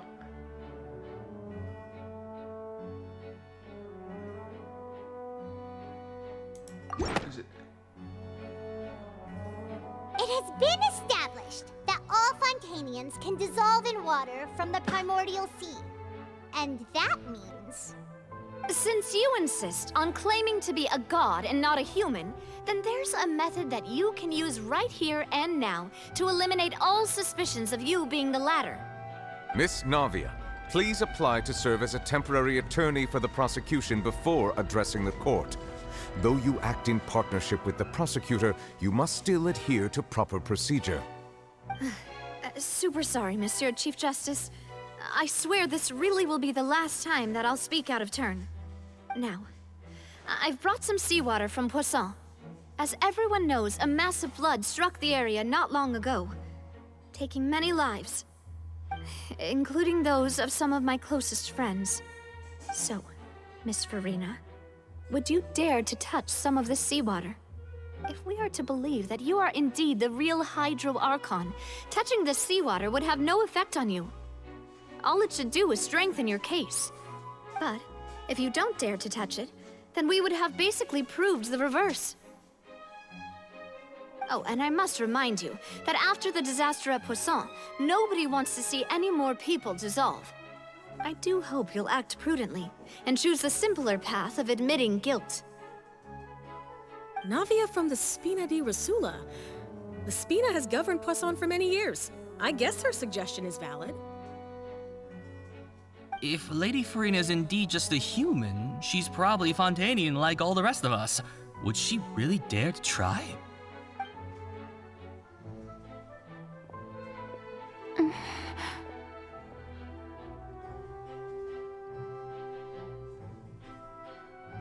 Lady Farina, this test has been unilaterally proposed by the prosecution. As it falls outside the realm of standard court proceedings, you possess the right to decline participation. Well, of course he had to tell her that. But refusing to participate is basically the same as a confession of guilt. She's just staring at the water without saying a single word. It really does seem like she's quite terrified of it. That could only mean... What's going on? Is she really planning to... that's not what we thought she would... Due to the inherent risk of the test, Lady Farina, you may... Hey!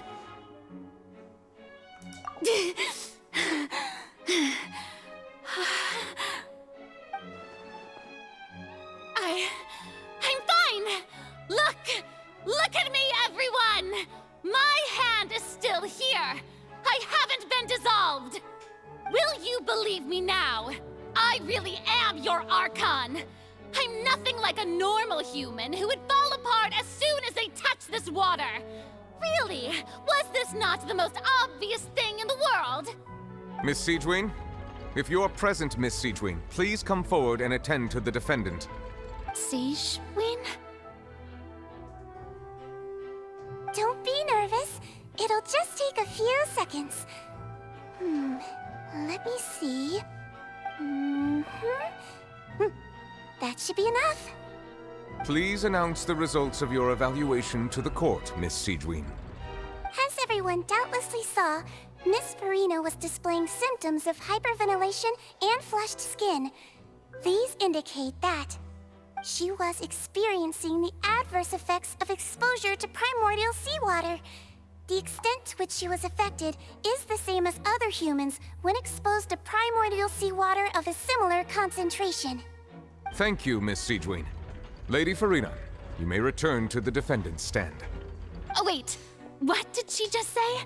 I didn't get dissolved! Shouldn't that be enough to prove my innocence? Well, considering your tendency to run from your problems, we did originally prepare a direct sample of the seawater around Poisson. However, after extensive discussion, we exchanged it for a sample that is not concentrated enough to dissolve an actual human.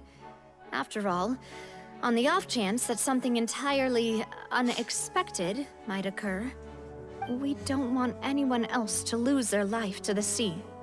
Yeah, so out of regard for Farina's life, you secured a low-concentration sample and asked the head nurse to serve as an expert witness. It's a great thing that the direct sample wasn't actually used. Farina could have... I can't believe... you...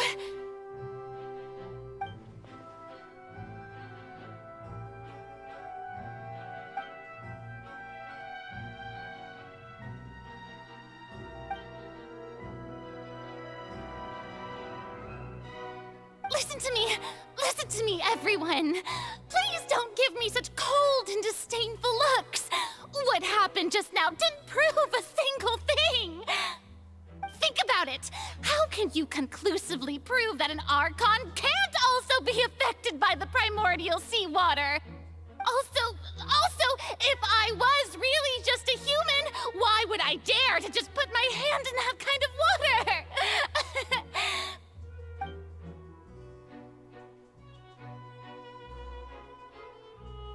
Please, anyone, just listen to me! I swear, I really am your Archon!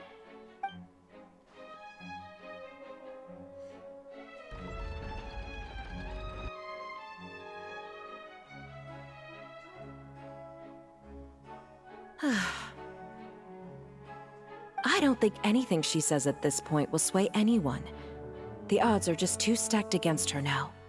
With all the things that have been said, Paimon doesn't think there's any way left for Farina to win. I believe the time for arguments and presentation of evidence has come to an end. If there are no objections, we will move on to the final judgment.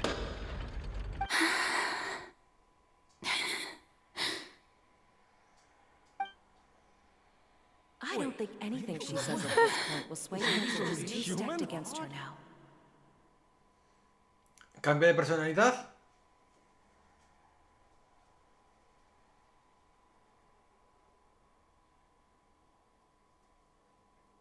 In my capacity as Chief Justice, I shall now render judgment on Farina's misrepresentation of herself as the Archon of Fontaine. As a human who knowingly deceived her fellow citizens, Farina is... guilty.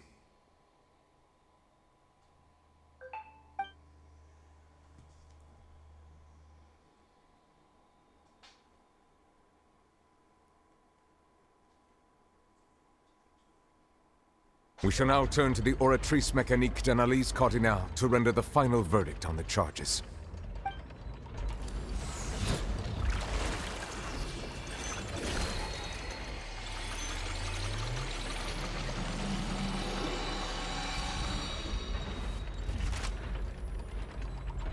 According to the judgment of the Oratrice Mécanique d'Analyse Cardinale, Farina is... Well, what's wrong? What's the Oratrice's verdict? No. The Oratrice also displays a guilty verdict. Isn't that correct, then? However, the exact wording of the verdict is thus. The Hydro Archon, guilty, to be punished via the death sentence. The death sentence? That's actually one of the available sentences? I've always thought that it was just a myth. The one and only time the death sentence has been handed out at the court, and it's been given to the very person we've worshipped as the god of justice? What an unexpected twist. Farina's been sentenced to death by the Oratrice? We just wanted to use the trial to show her the seriousness of things so she'd tell us the truth. How did things escalate this quickly? This outcome is indeed quite strange. According to Fontaine's current definitions of justice, as well as its recommendations for criminal sentences, is this sentence really appropriate for the crimes that have been committed? Yeah! Even Vacher wasn't sentenced to death by the Oratrice. You know, the real evil mastermind behind the serial disappearances case.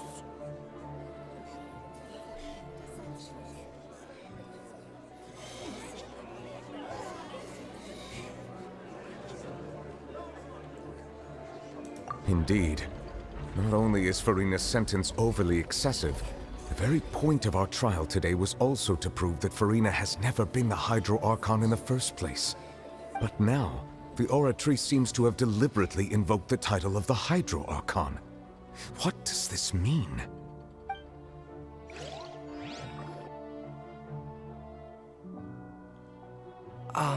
Excuse me, if I may interrupt. Is the trial still going? Fremine! You finally made it. I assume this means you've completed your mission? Mm-hmm. Any mission Father assigns to me will always be top priority.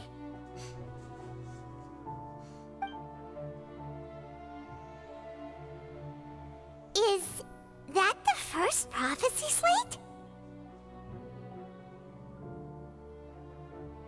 Huh. So the knave privately arranged for Fremine to try and find the missing slate. I looked everywhere and finally found it at the bottom of the sea. It took me a long time to get around some dangerous stretches of water. But has the trial already concluded? Then doesn't that mean I've come too late? Oh no. Father will be disappointed in me. Thank you for your hard work, Mr. Fremine. Please allow me to review the record left on the slate. Traveler, I believe that you have already seen the other existing slates, and would like you to come here and confirm their contents.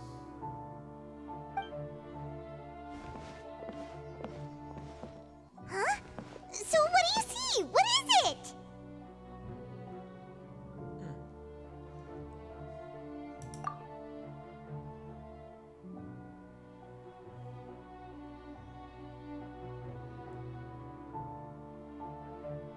I believe I've now made sense of the Hydro Archon's crime. It has to do with Fontaine's lost history.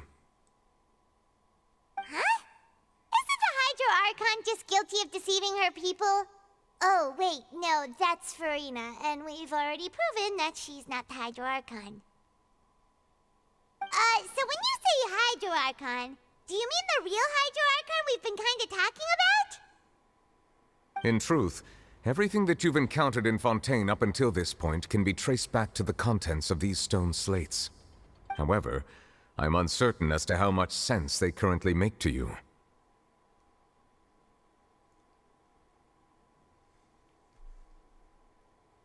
Okay, let's try to recall the contents of the other 3 stone slates.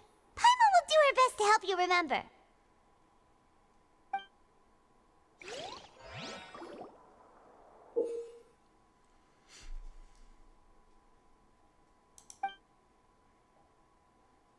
A ver si vamos a hacerlo.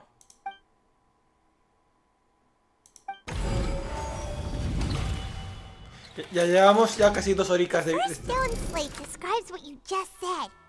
It seems to show the previous Hydro Archon using her divine power, and then the Oceanids turn into humans. Does that mean that Fontainians are transformed Oceanids? Oh, Paimon wasn't expecting that. But if Oceanids can turn into humans, then perhaps this process can be reversed as well.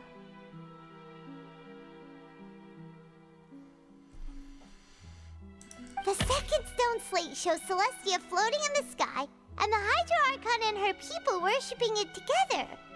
But the heavens still brought judgment down upon them. This must be the point when the Hydro Archon and the Fontainians were branded with their original sin. Does this mean that the original sin and the Hydro Archon sin are the same thing?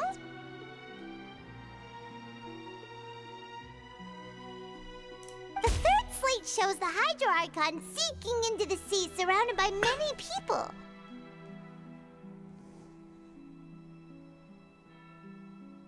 Huh. That reminds Paimon, didn't we also watch that happen to someone else? Well, the fourth slate is the prophecy the Fontainians have been talking about. People dissolving into the sea, the Hydro Archon crying on her throne, and so on. We didn't believe that such a crazy disaster could happen at first, did we?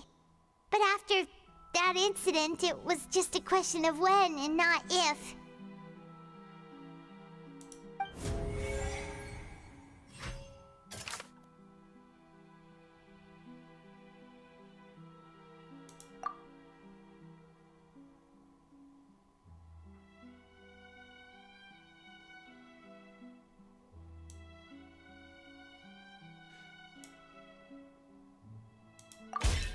We know from the case of the serial disappearances of young women that Fontanians can be dissolved in primordial seawater, and the first stone slate tells us that long ago, the Hydro Archon used her power to turn Oceanids into humans. This might be the reason that Fontanians can dissolve.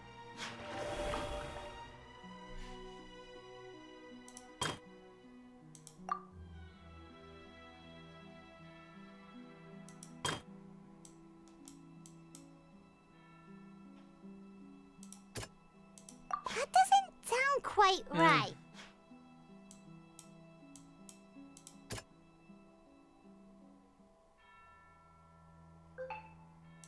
That doesn't sound... Pues será este, no. That doesn't... ¿No? ¿Era esta? That doesn't sound quite right. ¿No? Esta.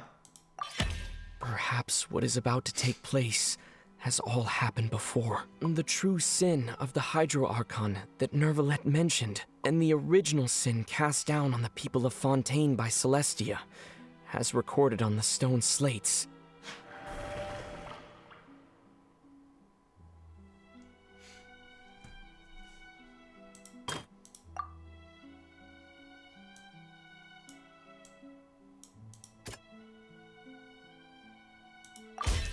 It's not as simple as falling into the sea. When Navia fell into the sea, her consciousness was subjected to judgment. The stone slates show the people gathered around the Hydro Archon in the sea.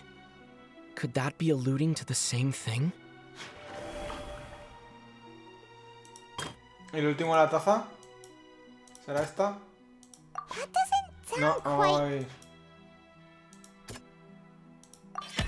The prophecy from the stone slates found its way into society, but not many people believed it at first. The fortress of Meropide was nearly flooded with primordial seawater, which we know can cause Fontanians to dissolve. It seems increasingly likely that the prophecy may come true. If we hadn't dealt with it in time, things could have gone very badly. They'll dissolve into the primordial sea but won't cease to exist. Their essence will flow in the seawater, converge, and take the form of an Oceanid.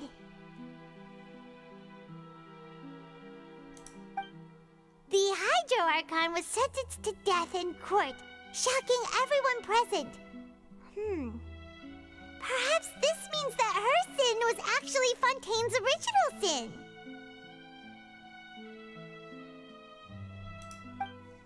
Navia fell into the water inside those ruins, and she nearly dissolved. She was surrounded by the people of Poisson in a court within her consciousness, and was forced to take part in a trial meant to make her stay.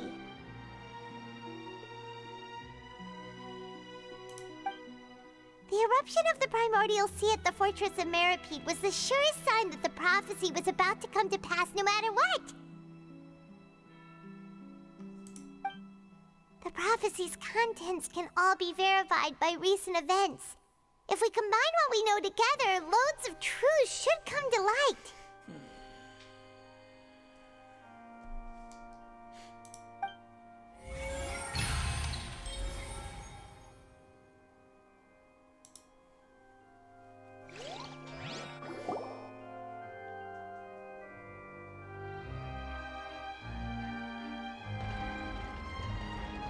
Huh? Oh, Paimon gets it now! So that's how you can make sense of it. But then it feels like we're going to have to share some truly shocking revelations.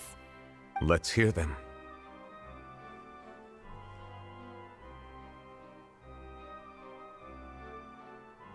Incredible. Linny, did you hear that? We're not real humans. All Fontanians were originally created by the late previous Hydro Archon, with Oceanids as their basis. The evidence for that can be found in how only Fontanians could dissolve in primordial seawater, and how all the girls Vacher dissolved were also turned into Oceanids. Oh, and according to Navia, when she was about to get dissolved, she also saw everyone gathered around for a trial, all of them in the shape of Oceanids. Indeed.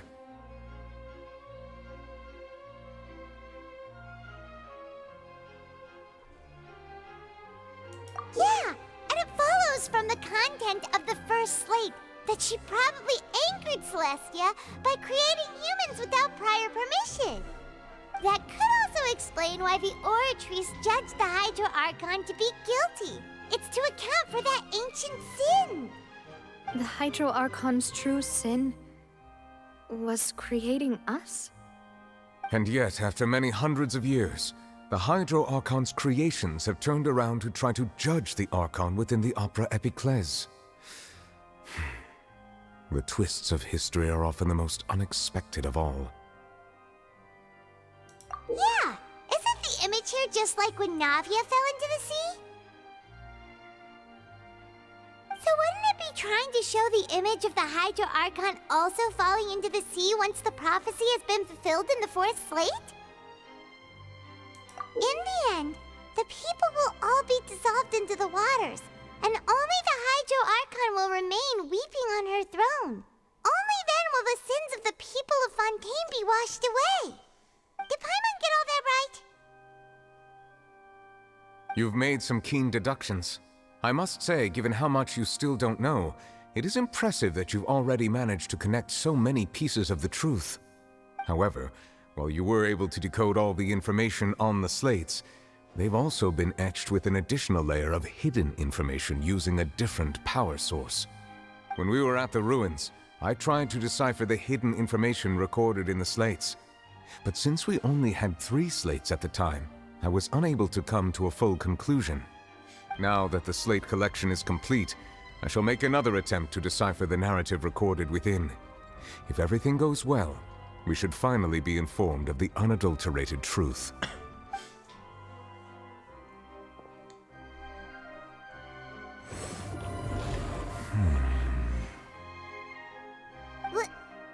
Well?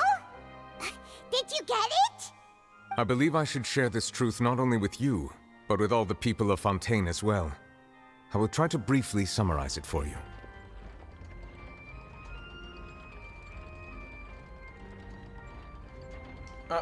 Your hypotheses regarding the origin of Fontainians and the sin of the Hydro Archon were both correct. In the Fontaine of old, the previous Hydro Archon sensed the yearning of her Oceanid familiars for life on land.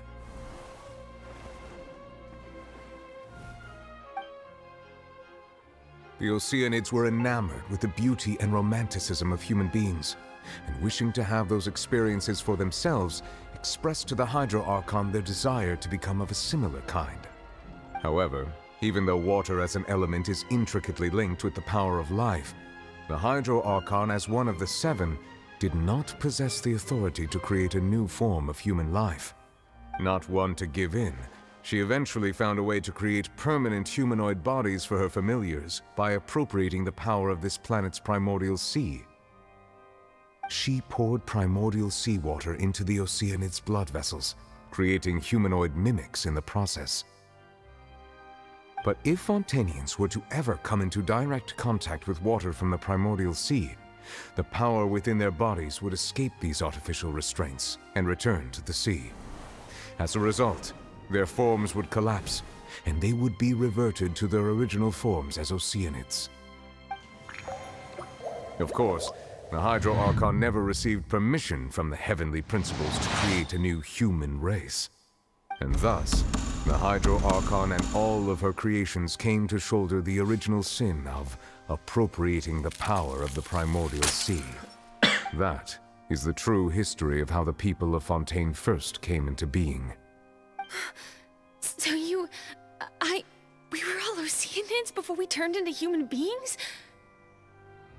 That's way too much information for me. I think I'm just going to pretend that I never heard a single thing. Wait, but if that's the truth, we can't let the Hydro Archon be sentenced to death. After all, her only sin was creating us. This really might be too much information for your regular Fontainian, but it does answer a lot of our questions. Alas, your hypothesis regarding the 3rd and 4th stone slates was inaccurate. The slates' respective positions are, in fact, correct. A key point of the visual on the 3rd slate is how all the individuals depicted in the water are humans rather than Oceanids. They have not been dissolved. which implies that the water depicted in this slate is not water from the primordial sea. The nation of Fontaine is the nation of Hydro, as well as the nation of trials and justice. Instead of being the literal element, the water in the scene symbolizes judgment and justice. You may also recall Navia's experience. When she fell into the sea, her consciousness was surrounded by that of many others who intended to hold a trial to determine her fate. Therefore, the meaning of the third slate is that the people of Fontaine shall try the Hydro Archon at the court of justice. Yes, it refers to our present situation. I think I'm following now. So, what you're saying is, even though we decided to put on this trial to avoid Y se está fulfilling the cumpliendo la prophecy, profecía. in truth, everything we've done has happened exactly as the prophecy foretold. So now, it seems, we're the ones making sure it comes true. What should we do?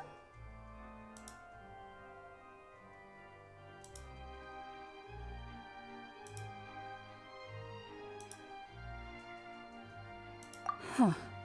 No matter what, the prophecy will be fulfilled. Is this what it feels like to be a prisoner of fate? If that's the case, does that mean the scene in the fourth slate will also be fulfilled soon? Traveler, I would like to point out another small fallacy in your deductions. About the fourth slate, you probably thought that the eruption of primordial seawater beneath the fortress of Meripede served as the surest sign that the prophecy was about to come to pass, yes?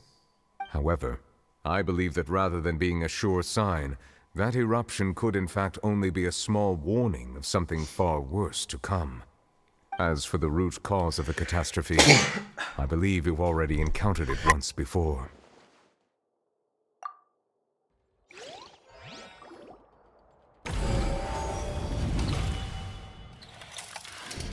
This eruption was just a small warning of the things to come.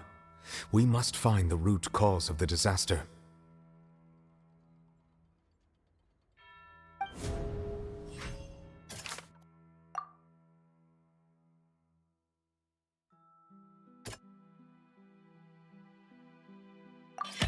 It was both dream and reality.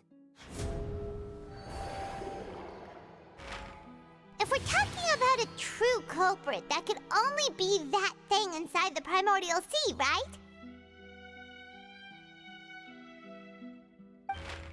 The truth, the original sin, the trial, and the root cause of the disaster.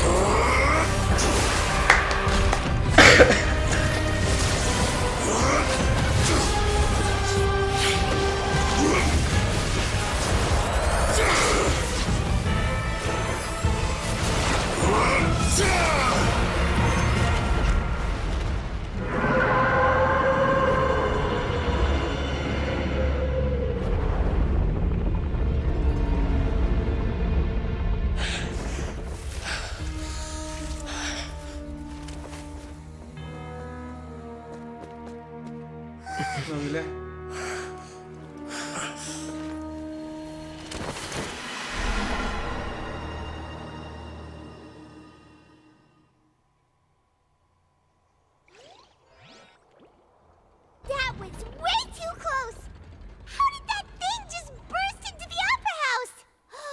Wait, was that the huge whale you saw in your dream? So we've met it at last. I understand very well why it has chosen to make an appearance here. That whale does not belong to Teyvat. It is a monster that has traversed the stars, weeping all the while. It has been greedily consuming the energy from the planet's primordial sea, using it to grow. That is the main cause for the rising sea levels. And once it has finished consuming all of the energy contained within the sea, its next step will be... You said that when the Hydro Archon first created Fontanians out of Oceanids, she filled their blood vessels with primordial seawater. Precisely. That whale finds the blood of Fontanians nigh impossible to resist. Therefore, when it left the primordial sea, it decided to make its next stop a packed opera house full of food. Food in the form of Fontanians. We just barely managed to push it back, right? In that case, won't it come back to target the people again once it's managed to recover its strength? That is correct. Indeed, it is more accurate to say that we should thank that Harbinger for buying us some time. Without him, the whale would have likely come onto land far sooner. From the way he looked, he must have been fighting the creature for quite a long time. That battle maniac. We've always known that he had a special connection with that whale, but we definitely didn't expect it to help us out like this. Anyway, now that we know that this whale is the actual cause of the disaster recorded in the prophecy, all we need to do to stop the prophecy would be to find a way to beat it up, right? It is too late. It had already absorbed too much of the primordial sea's energy before we could notice it. At this point, it has become practically integrated with the sea itself. Even if the entirety of Teyvat were to be destroyed, it could still survive and swim off towards some other world. That's not something I will accept. We've already done everything we can, and we even found the true culprit. We've come so far.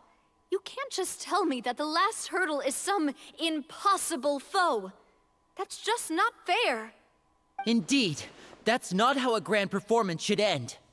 I'll fight it to the end, no matter what. So the prophecy will be fulfilled no matter what, huh?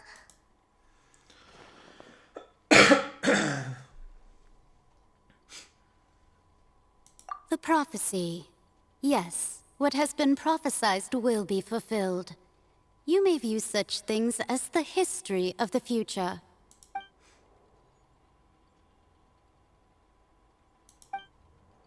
Pero...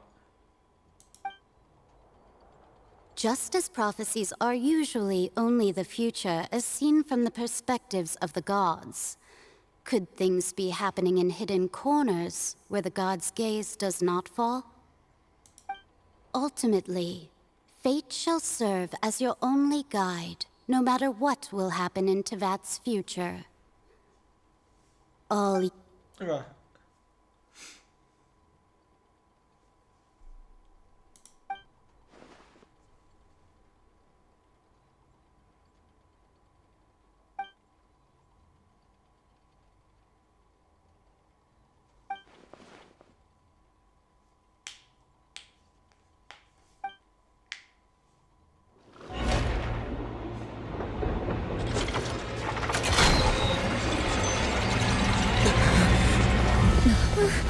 What's happening with the oratories? I believe it is preparing to carry out the death sentence.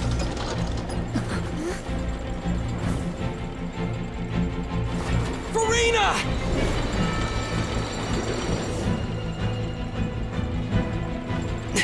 No, I still need answers.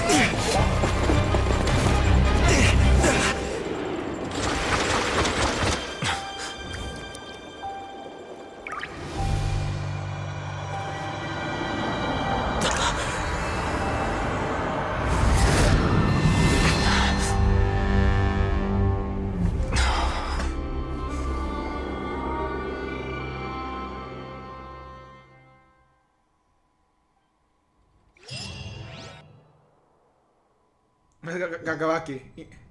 ¿No puedo acabar aquí o sí?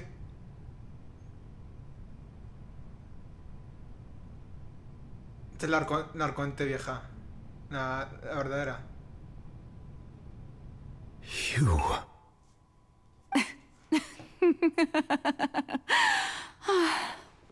Sorry. That shocked expression on your face is just too amusing. I couldn't help myself. You are not Farina. Who are you? The sweet sound of bewilderment. Marvelous. A sure sign that my attempt to deceive everyone was a resounding success. But to answer your question, I am Focalor. You know, the god. Focalor. Why did you deceive us? Oh, that wasn't my goal, of course. Goodness, no. But I had to fool everyone else too, if I was to stand any chance of deceiving the heavenly principles. Deceiving the heavenly principles? It's all because of that pernicious prophecy. Dreadful, wasn't it? Everyone doomed to dissolve. Fontaine condemned to be flooded. One was not amused. In fact, one was positively bemused when that problem was thrust upon me by my dearest predecessor. That's the former Hydro Archon Egeria, for the uninitiated. It hardly gets more disastrous than a preordained national catastrophe, now does it? She knew full well that the prophecy would surely come to pass. And as one of the seven, she also knew full well that one defies the heavenly principles at one's peril. So yes, as you have no doubt surmised, it was a rather impossible situation that I found myself in. I spent a terribly long time mulling it over, alone on the ocean floor. And I was almost growing barnacles by the time I finally realized there was only one possible solution to this confounding conundrum. I had to outwit the heavenly principles, allow the prophecy to be fulfilled, ostensibly at least, while saving everyone at the same time. I'm a genius, I know. I can only assume that's why Egeria chose me as her successor. Although, looking back now, it was hardly the inheritance one dreams of.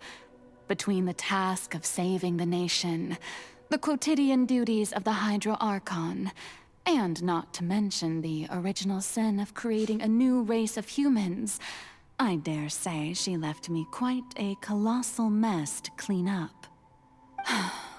But one can only play the hand one is dealt. I did not choose this, any more than I chose to be one of her Oceanid familiars. So you were also once one of the Oceanids, transformed into a human by Egeria's hand. Yes, I was. I always dreamed of becoming human. And I still do, even now. In my eyes, to be human is to be part of the greatest opera ever known.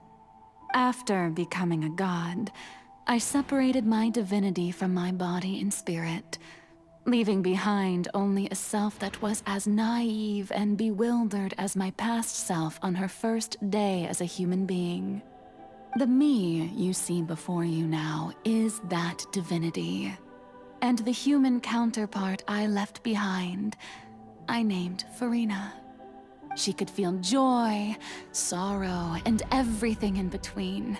She could be as vain and conceited, or as meek and vulnerable as she wished. Her strengths were of a kind only a human could possess, as were her shortcomings. But in my eyes, Farina's humanity was what made her perfect. She was perfectly human in every way. The person I always wanted to be. Anyway, so then I cursed her. All part of the plan, of course.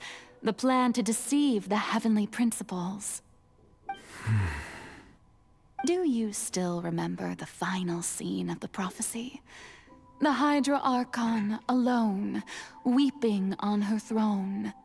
In order that the prophecy might appear fulfilled, I invited Farina to be an actress, to play the part of the Hydro Archon in the prophecy. Under the curse I placed on her, so long as I, Focalor's divinity, continued to exist, she could not die. But nor was she free to live her life in the pursuit of happiness. Instead, she was forced to take the stage in the opera house, to embrace the role of leading lady, to forever play the part of the god from the prophecy, all to create a deceitful appearance of that prophecy coming to pass. I suppose now you probably understand why your court is called the Opera Epiclese. But Farina is only human, isn't she? Even though she has had a long life, her mind is no stronger than that of any other ordinary human being. I cannot begin to fathom what she has had to endure. It must have been torture for her. It has indeed. And although she is, in a sense, me in human form, I most definitely owe her an apology for it. It's been 500 years, and all along, she's been playing her part in the most unimaginably long, unbearably lonely, and agonizingly painful opera of all time. Triste, ¿eh? Hemos descubierto que era una cianida también, pero la convirtieron en diosa.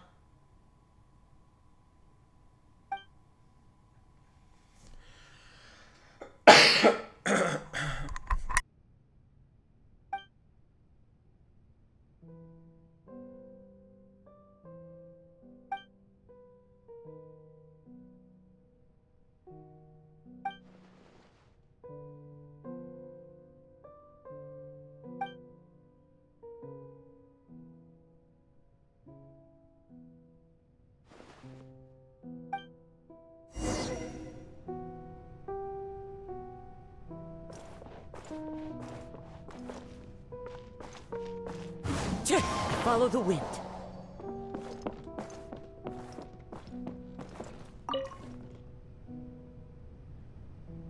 Oh? Who permitted you to come onto this stage?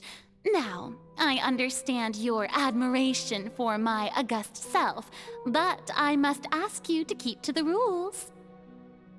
All right. It is not my intent to reprimand you. There is no need to state your name. Just be off with you. Do not distract me from my performance. Oh, do not jest. Can you not feel it? I am Focalor. The eyes of countless Fontanians are upon me. I must, at all times, display the utmost elegance and nobility.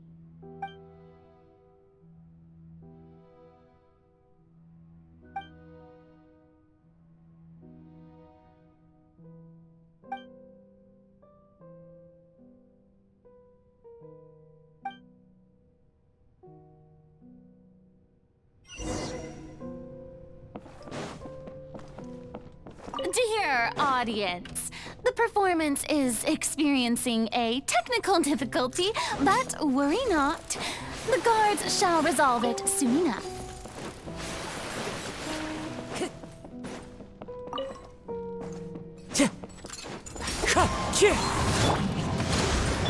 Odds repeat.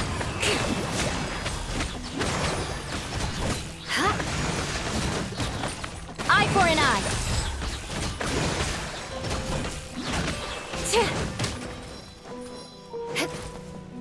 Hey, what gives? The audience is still watching me, you know. Guards? Wait, where are the guards? Guards!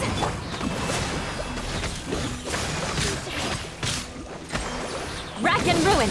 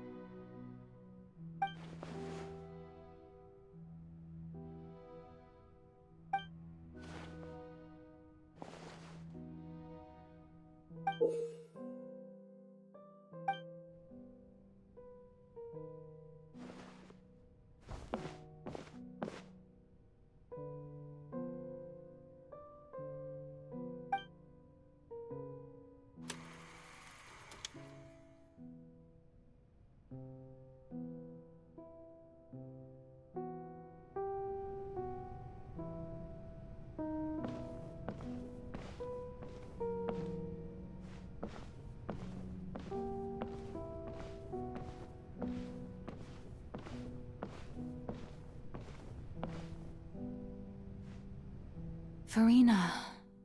Farina. Huh? Who's that? Who's calling me? Where are you? Be not nervous. Be not afraid. I am before you. Wait a moment. You're mirror me? How can this be?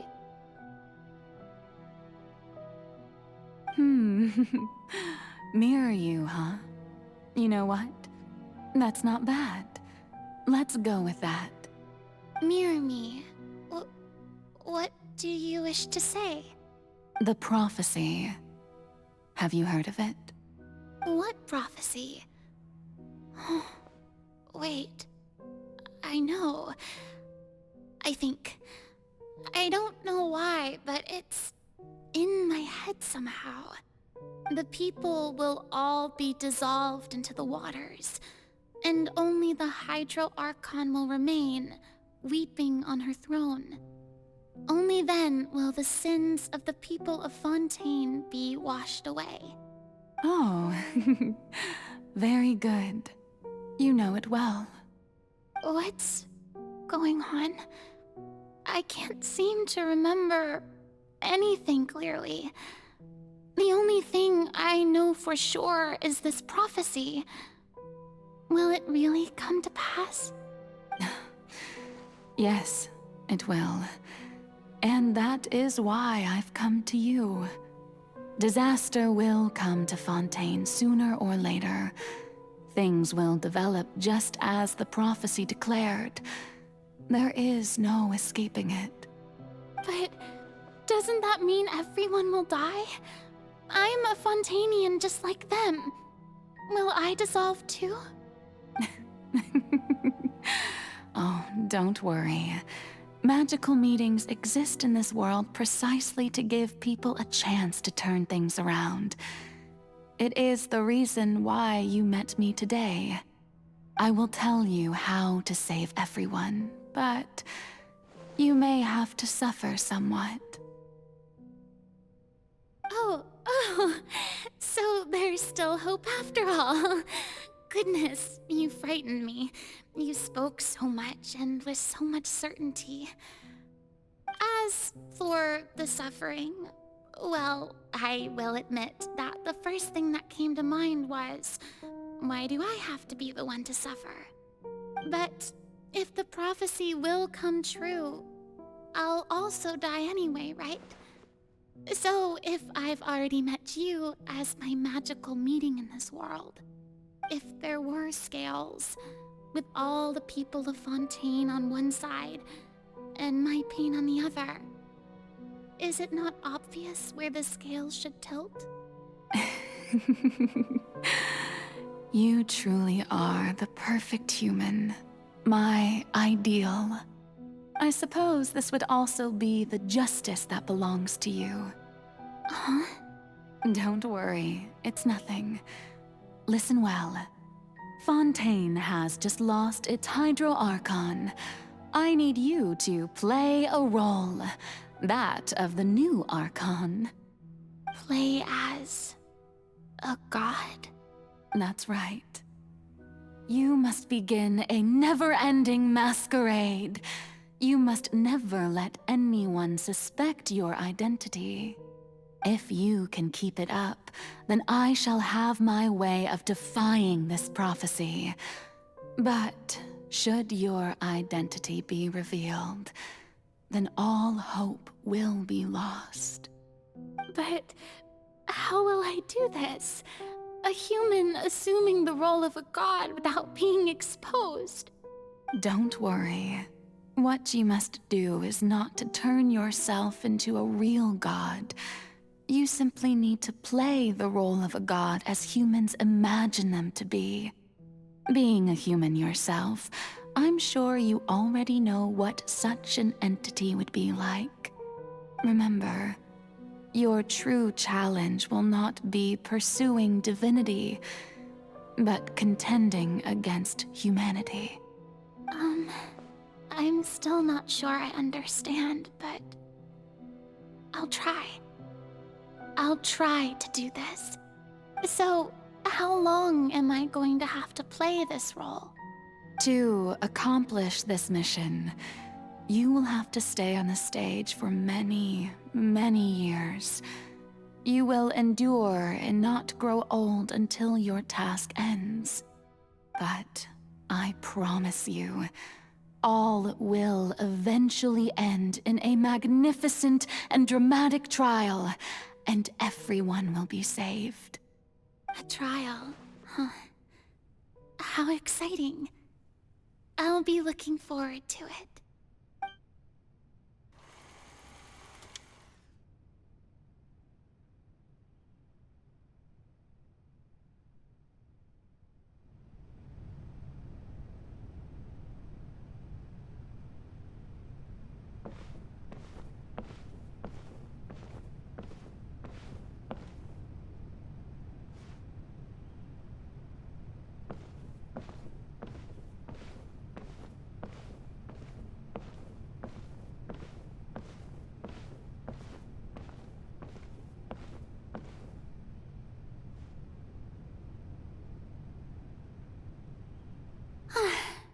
The Maison Cardinalise has announced my accession, but this is my first time facing the people. What should I say to most appear like a god? To be honest, I still don't know. Perhaps I should first try to act natural. Ladies and gentlemen, good evening, and welcome to the Opera Epiclese. I'm sure you've all heard about how I have taken on the role of Hydro Archon. Indeed, I am Verena de Fontaine, your new Archon.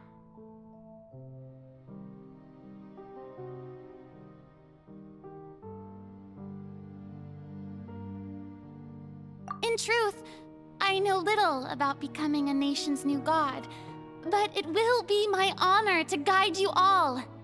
As the god Focalor, the god of justice, I shall do all within my power to lead you into an age of fairness and justice.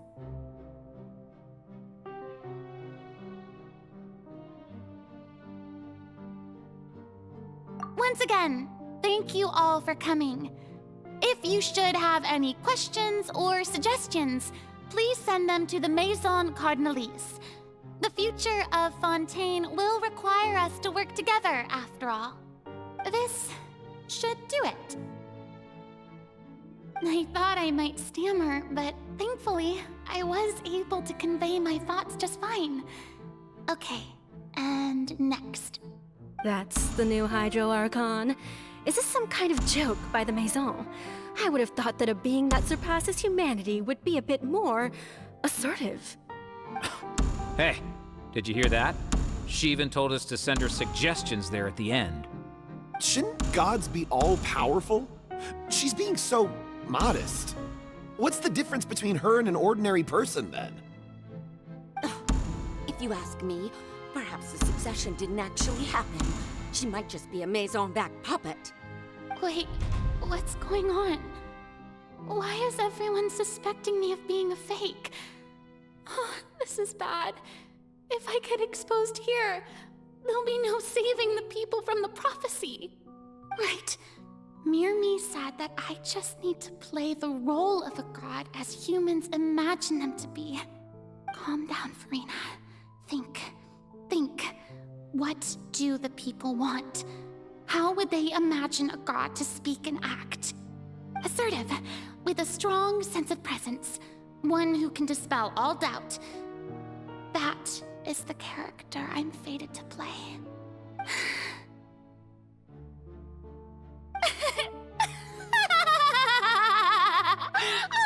Oh, very good, my people. Only ones such as you are deserving of my rule. Now, I was wondering, if some weak puppet were to one day come onto the stage and claim ownership of this opera house, would the children of Fontaine follow them? Well, it seems that you would all see right through them.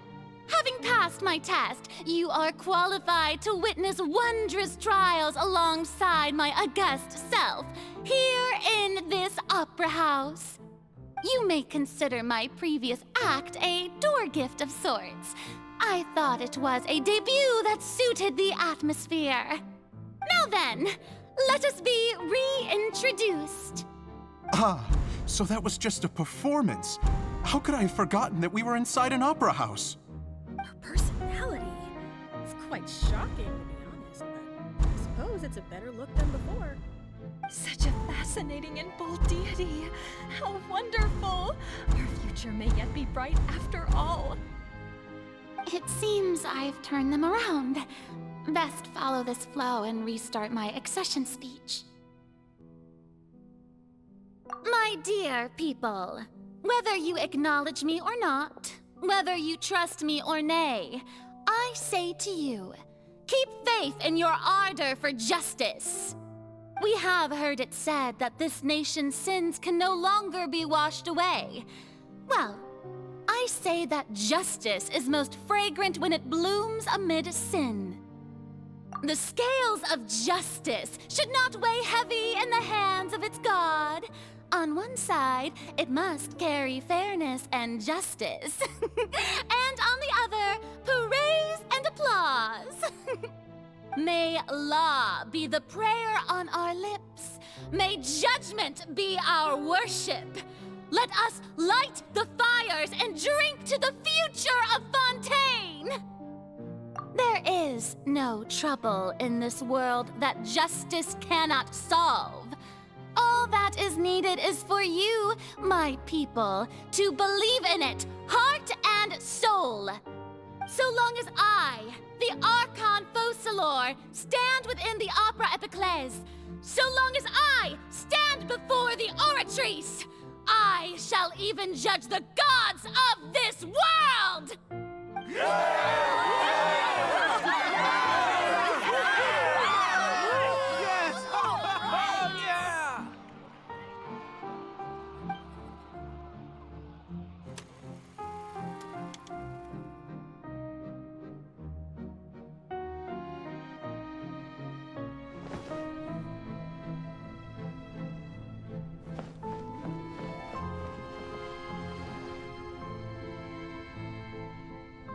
Lady Farina, here are today's case reports, as well as a summary of the follow-up for your perusal.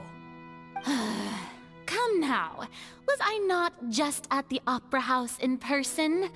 Leave these kinds of things to Neuvillette. Besides, none of these trials were the one that I'm looking forward to the most. If I may be so impertinent, what kind of trial are you truly looking forward to?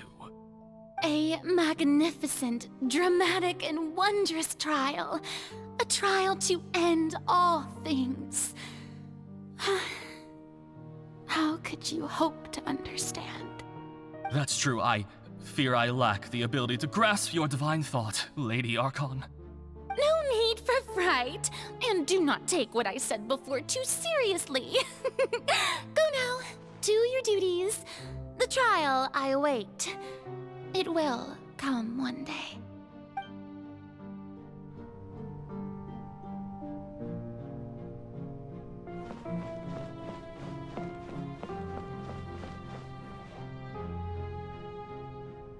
Lady Farina, I don't know what to say. Thank you for agreeing to see me. No need to thank me. Or rather, thank your own sense of perseverance instead. Long have you stood in line to meet me, have you not? Oh, I'm afraid that's just an inevitable consequence of my divine charm. All right, Deoteria, is it? How is your son's illness? You remembered me, and you knew of my family, too. He is doing much better now. In fact, he is far more of an ardent believer than I. He was the one who forced me to seek an audience with you, and to bring your words back to him. Oh, good. Very good. If this should happen again in the future, please do not hesitate to come and tell me.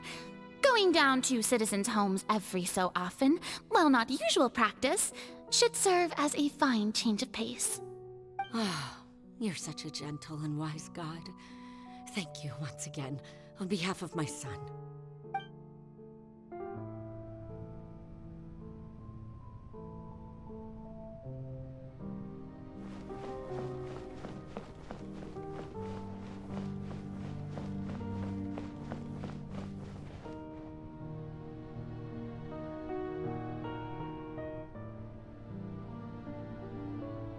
Lady Farina, here are the latest hydrological reports. As for the specific parameters you asked to take note of, I'm afraid things still don't look good. I see. It's as I thought then. As your god, I did already expect this, but I wanted to see how far your human wisdom would allow you to analyze it. All manner of signs indicate that the prophecy will still come to pass. Forget it. That's not something you need to worry about right now. Well, as I understand it, the Fontaine Research Institute is also trying to find a way to counter the rising water levels. Really? Have they found anything? I'm afraid that they haven't found any effective solution thus far. Oh, is that so? Well, no wonder. This issue has reached the realm of the gods, after all. Still, their spirit is praiseworthy.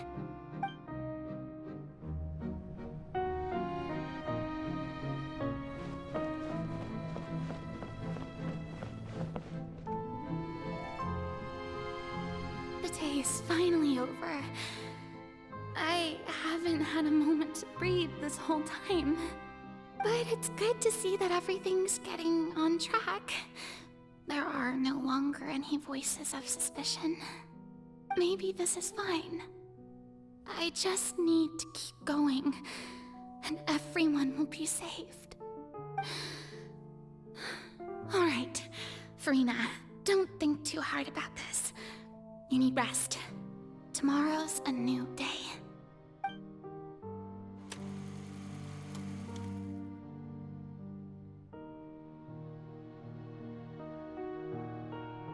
Lady Farina, here are the new trial reports for the latest cases, as well as a summary of the follow-up. There'll be no need for that. I've seen them already. There's no need to go back over scenes I've witnessed in person before. Lady Farina, I've waited so long for this chance to see you in this manner. Indeed, my dear, loyal citizen. This joyous moment is an honor for us both. Lady Farina, we're detecting significant hydrological anomalies near Poisson. Understood. Keep monitoring. Keep me informed should anything come up at the Institute.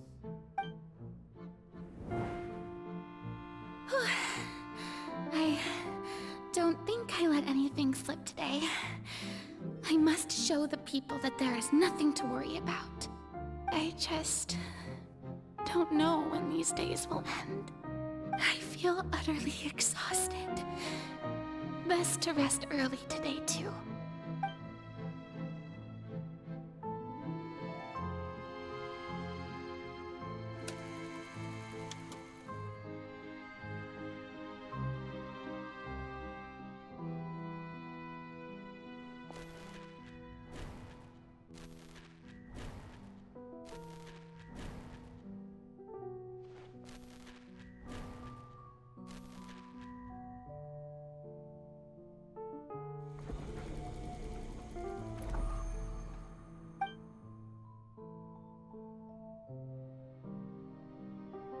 Lady Farina, it's like a dream being able to speak with you up close like this. I've heard that the first member of our family who was honored to receive an audience with you was Madame Dioteria, almost 20 generations ago. And what a fine family yours is indeed. It brings me great joy to meet such a faithful believer, a descendant of a line most ardent. Surely you exaggerate, Lady Farina. My lady? What is it? good citizen. Are you crying? Oh, really now? I didn't even notice. This must be the overflow of hydro from my person. Well, can't quite help being the god whose dominion is the waters, can I? No wonder. No wonder. A manifestation of your power, then. Oh, Archon, I am honored to have witnessed it. Honored indeed.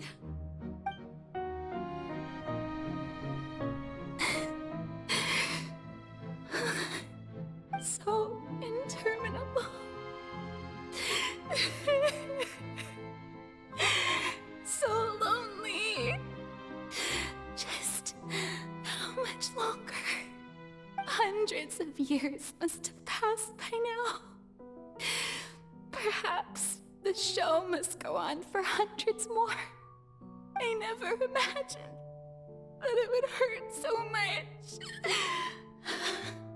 Have I reached my limit? No.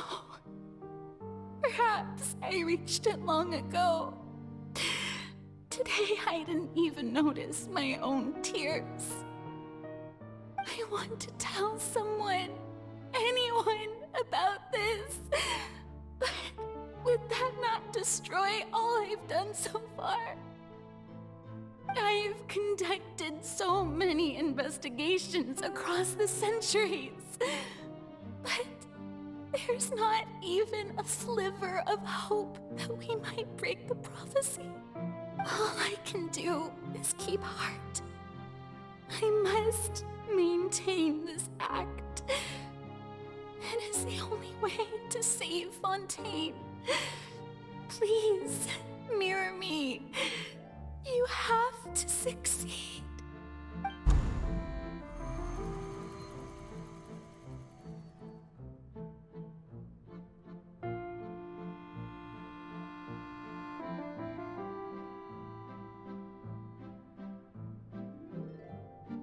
Farina, you don't have to shoulder this burden alone.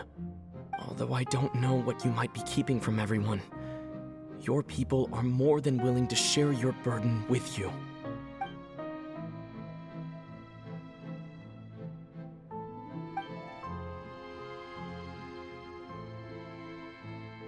Share my burden. That's impossible. It was fated right from the start that this would be my duty alone. But even if your burden doesn't need to be shared, you can still choose to confide in someone. Just share it with me. I'm what you'd call a witness. A witness? Yes, I've heard that you came to Tevat from beyond the stars, yes. In other words, you never belonged here. And if Tevat is, in its entirety, a show on a stage, then you're just a spectator, aren't you? If that's the case... He's right. I could confide in him, couldn't I? But if things don't play out as expected, the people of Fontaine will be the ones to pay the price. No, Farina. You shouldn't be selfish. But what if it's really all right? Farina, you've worked so hard for so long. Surely it would be okay to put yourself first for once. Just this once. Is it such an outrageous thing to do anyway? To find someone in whom you can confide your frustrations and sorrows? Surely it could not hurt. If you let this opportunity slip through your fingers, it might never come by again. Think about it long and hard.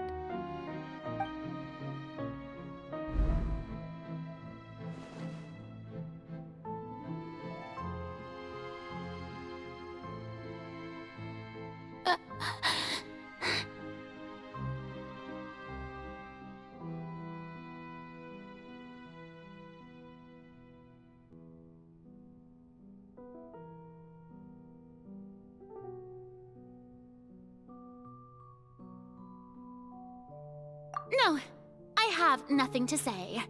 I am Farina, the Archon of Fontaine. Everything will surely get better. All you need to do, dear spectator, is to witness my performance until the curtains fall.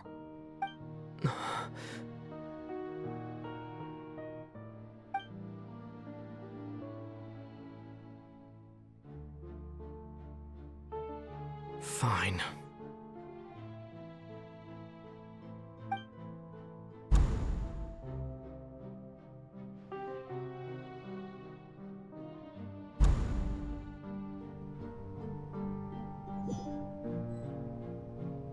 So even Farina doesn't know the truth?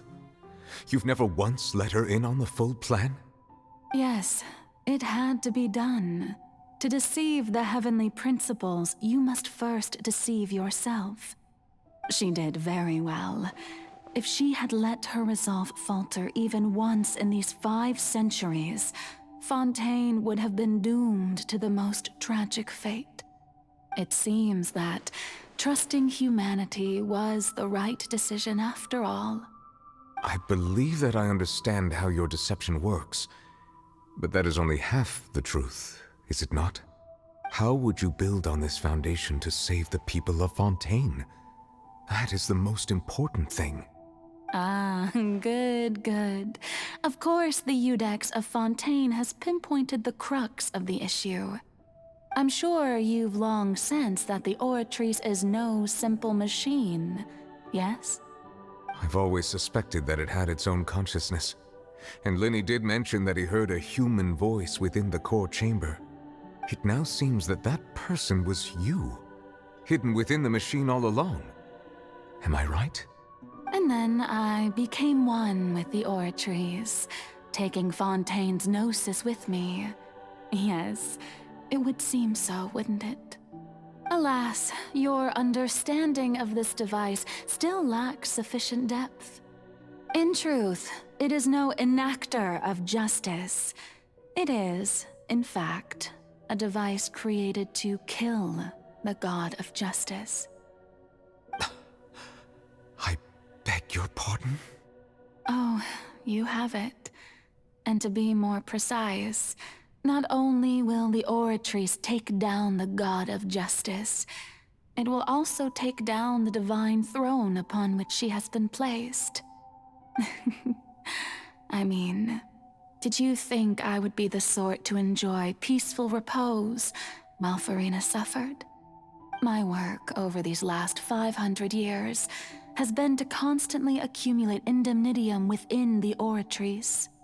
But really, some have already discovered that only a small fraction of the energy generated by the device was ever used to provide power to Fontaine. The vast majority had to be, accumulated to enact this death sentence. It was all part of your plan then? Both the trial and the sentence? Indeed. This power, accrued over 5 centuries, could have sustained Fontainians for millennia had it only been used for that purpose. Almost all of it has now been stored within the Oratrice. But only power of this magnitude could hope to destroy the Hydro Archon's divine throne, shaking the rules established by Celestia and breaking through the institution that is the Seven. So the Oratrice's call for death was for neither Farina nor Focalor, but for the Hydro Archon. The destruction of that divine throne. If I do not misunderstand your intent, you must be... Returning what's rightfully yours to you, of course. In other words, this was all done to return the authority of the Hydro Archon to the Hydro Dragon of this planet. But...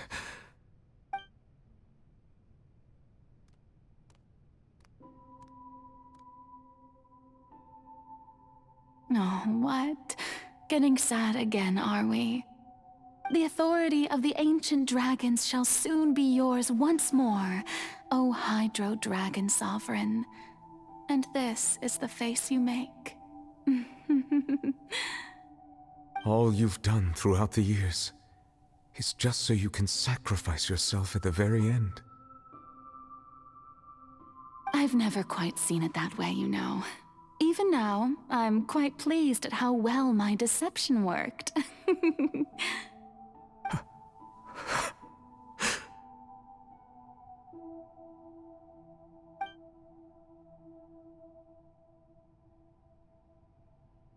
Hydro Dragon, don't cry. I must say, had it been within my rights, I would have loved to judge the heavenly principles themselves. Were they not guilty of essentially the same crime? Egeria stole the power of the primordial sea, and the heavenly principles stole the power you ancient dragons possessed. I, for my part, am the god of justice. And is it not just that your original powers should be returned to you? Speaking of justice, I have always believed that justice lies in the process of pursuing human existence itself. So, if the theft of the primordial sea's might was Fontaine's original sin, then, leaving matters of procedural right and wrong aside, the descent of the Fontanians as humans and their right to exist in this world would be Fontaine's original justice. In other words, existence was Egeria's justice, and to me, justice is the continuation of that existence. Defying the prophecy and ensuring that Fontaine's people shall live on, that should be the justice enthroned over all others. At this point, we, whether it be myself or all other Fontanians, have shouldered the burden of this sin for far too long. Iudex Nervillet, the highest judge in our land, when you regain your full power as an elemental sovereign, what verdict shall you pass upon us? So when I was invited to the court of Fontaine to serve as Iudex, I see now that that was your idea too. At last, I now understand the true purpose behind this position. In the beginning, I was uninterested in human existence. But these 5 centuries of living alongside them have gradually brought about mutual understanding between us. And I have even attempted to feel as they feel. You are a devious one, Focalors. Things being as they are, surely you know that I could never declare them to be guilty.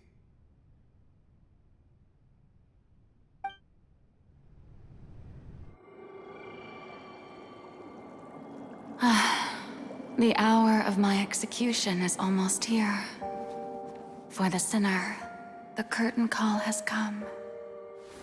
I know I may not sound it, but faced with death, I find myself a little afraid. Perhaps this is one thing both gods and humans have in common.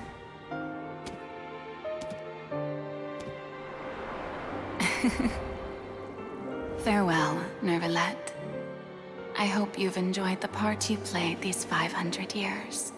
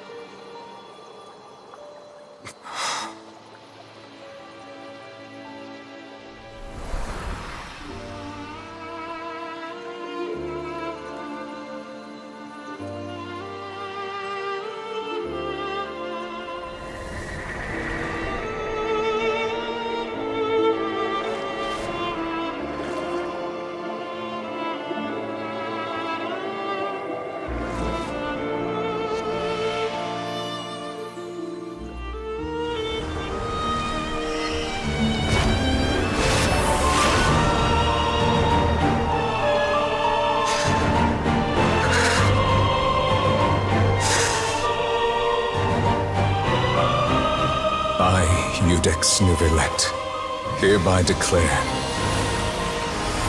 people of Fontaine, your sins are forgiven.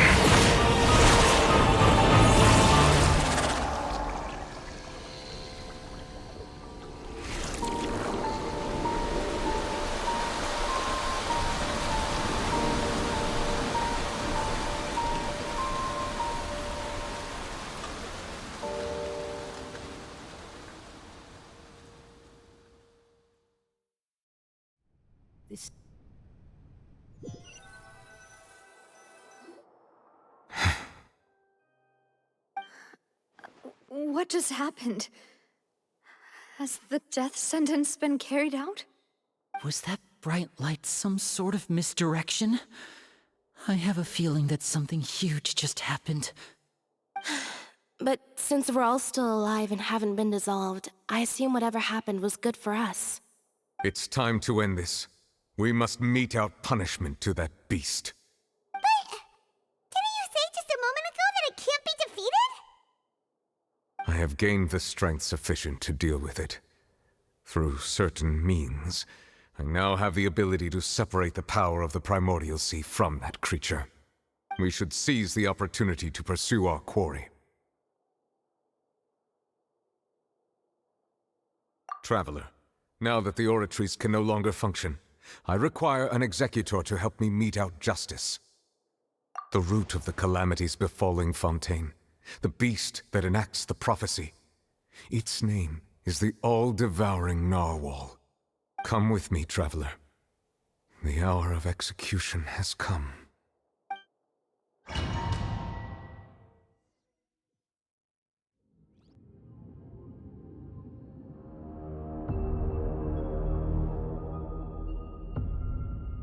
Tres horicas. Ya, y con el anterior vídeo, 4.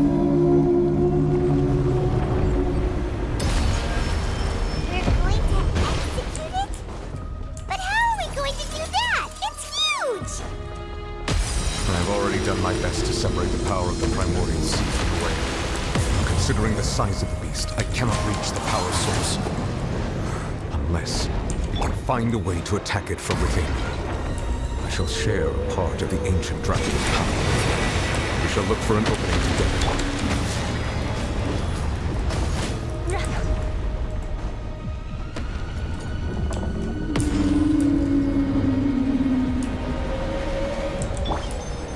I can feel its sorrow turning into hostility. Allow me! Oz, reveal! Shudder! Vengeance will be mine! Crush! Oh, espera. Nice. Shudder! The all-devouring narwhal cannot resist its instinct to devour. Continue to trigger its hostility. Chance will present itself. By royal rest rebuild! Shudder!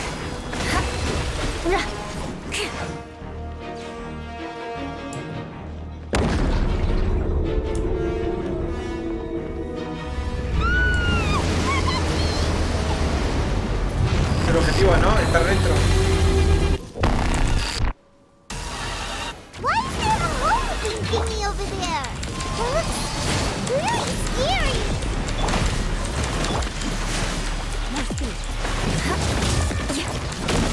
Beg for mercy! Crush! I have granted you my protection. Do not fear. Seize the load and use my power to suppress its root from within. Thorn mine! Freeze to the core! Shudder! Eye for an eye!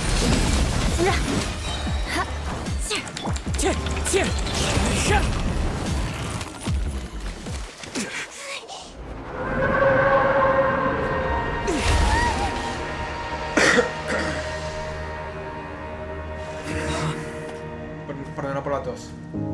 Si no he hecho nada.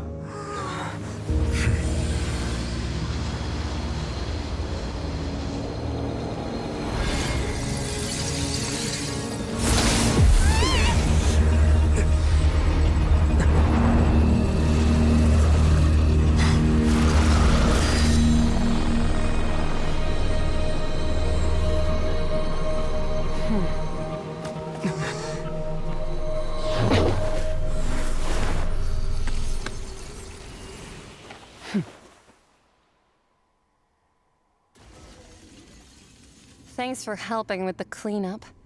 It should have been my job, but... oh well.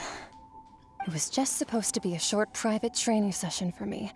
I didn't think that my disciple and my master's pet would start brawling in the meantime. Well, actually, I had a feeling that it would happen at some point, but they bumped into one another earlier than I thought. What a blunder. I suppose I'll have to swing my sword 3 million times as penance. That power. Who are you exactly? Paimon has an idea. From what she said earlier, she must be Child's master. Skirk, right? It's just that he gave us the impression that she was the less talkative person. I simply did not have anything to say to the weak. But you, on the other hand, managed to defeat the all-devouring narwhal without using power from beyond this world. So you may speak to me as equals.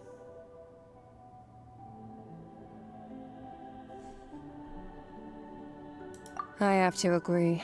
It's a strange use of a planet's primordial waters just to raise an all-devouring narwhal.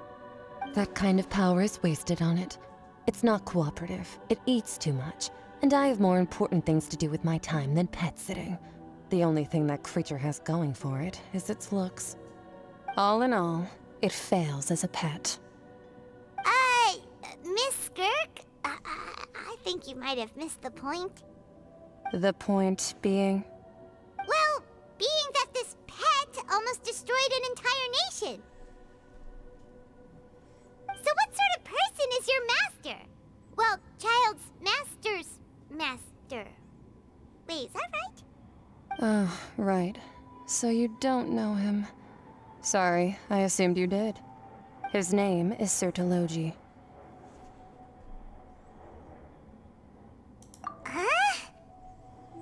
I am unfamiliar with that name. Huh. So Master isn't sufficiently famous. How should I describe him then? Have you heard of the name The Fowl? The Fowl? Still nothing? Well, how about the Visionary? Vetterfulnir then? Or Gold Rhindaughter? Ooh, that one we've heard! Rhindaughter's part of the Hexen Circle. She's Albedo's mom, right? Oh, so you do know that name. To be honest, I also heard all of those names and titles from my master. I don't actually know them either. But I suppose you understand now, yes? My master is likely a similar sort to Rhindaughter. They are both pursuing some form of perfection. Wait, didn't you also mention a visionary person? Paimon didn't quite catch their name. Actually, never mind that. I believe it expedient to inform you that the all-devouring narwhal used up nearly all its strength fighting you. Such roiling hydro energies will prove difficult for the planet's deep seas to digest. As such, the fontaine back on the surface has most likely been thrown into chaos. In other words, the prophecy that you've been fretting over should now be in full swing. What?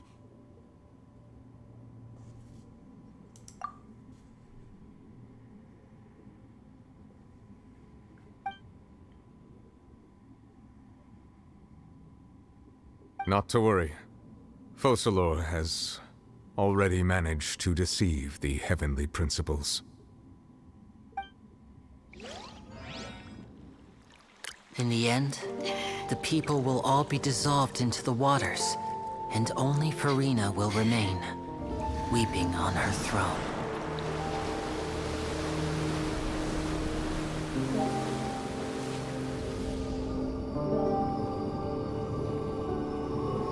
Only then will the sins of the people of Fontaine be washed away.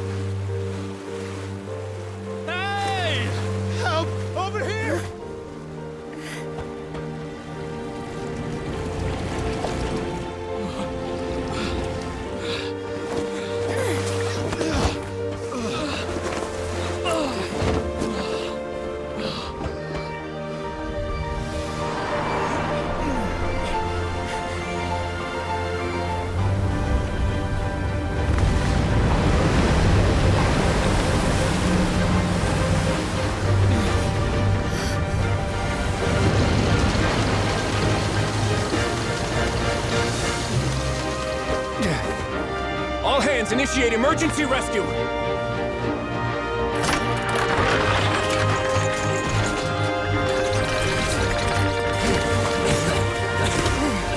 Hurry!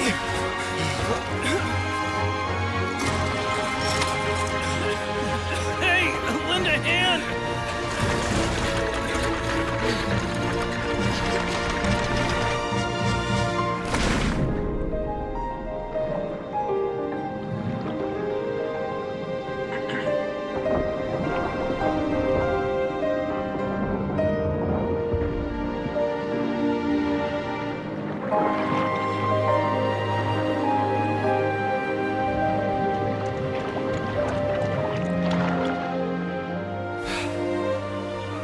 Look! The water's receding! It's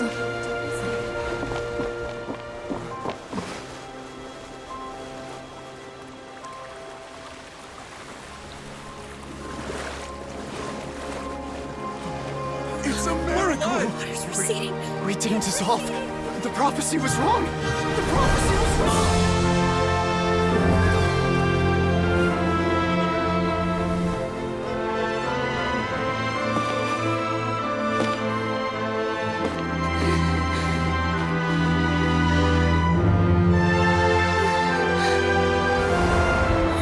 Are you alright?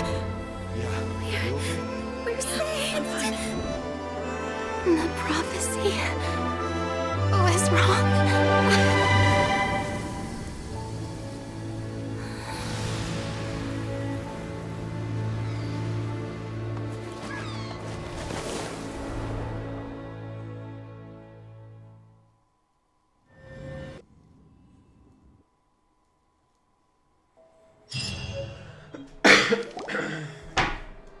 Perdón, platos. Renewed.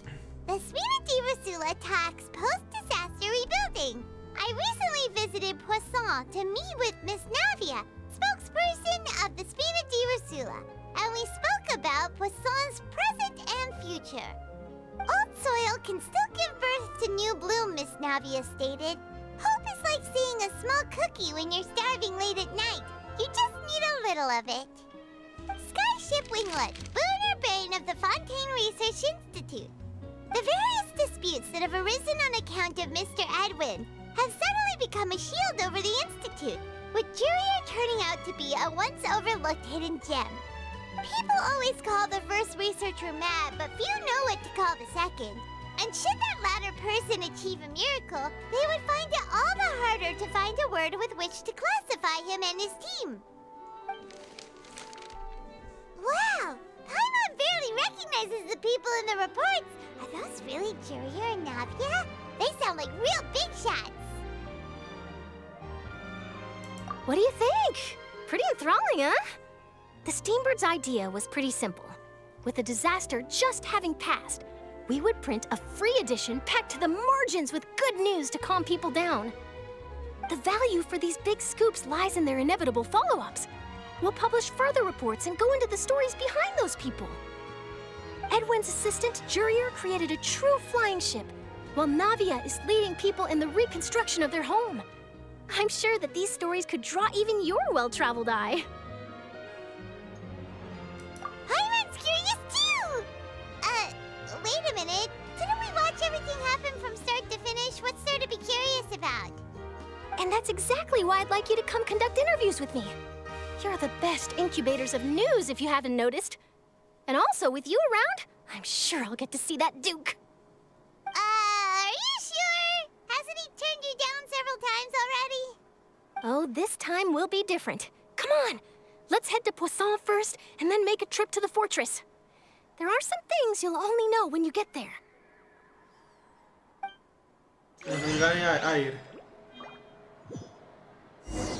Sí, nos obligan a ir.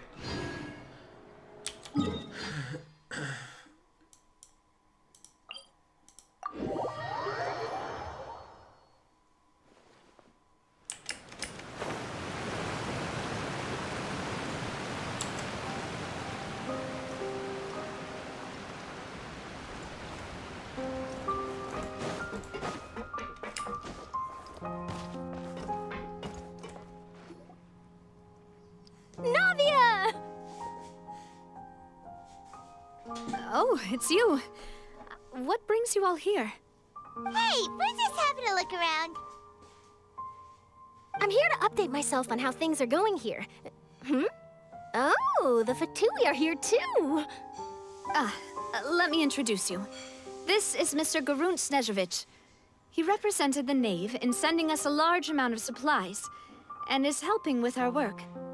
Our residents are hard at work as well. Thanks to everyone, work is progressing nicely. We've lost a lot of people, but we're moving forward. That will have to be enough. Hello, Miss Charlotte. I'm a big fan of yours. I especially like that article you wrote last year about Fontaine's stray cats. But if you don't mind, could you not emphasize our role too much in your report? It's not charity we're doing here. We just happen to share the same interests as Despina. I get where you're coming from. I'll keep it as simple as possible. Or would you be willing to feature as friendly neighbors? That would be fine. Thanks. Oh, you're back too. How are things? We finished laying down the construction materials. It'll be another hour before the workers are able to go over there. Huh? You're here too, Clorinde? Well, her reputation's greatly risen after that whole duel business with Miss Farina. So she's here in Poisson to wait out the heat. All right. She really came here to help me out. There's too much to consider in the reconstruction of Poisson. The Spina has need of more decision-makers. And, well, I do already happen to be connected to Mr. Callis.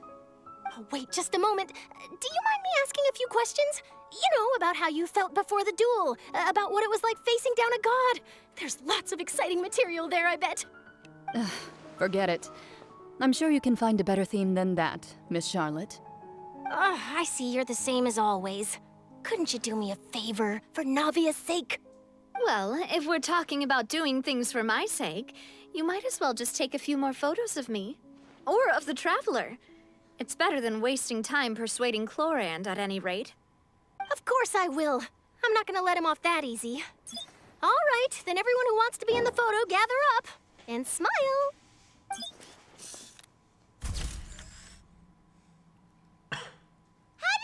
Was it a good shot? Did Paimon look cute in it? Not bad. Your addition really helped the composition of the picture. All right, hang on a moment. Let me snap a few more shots.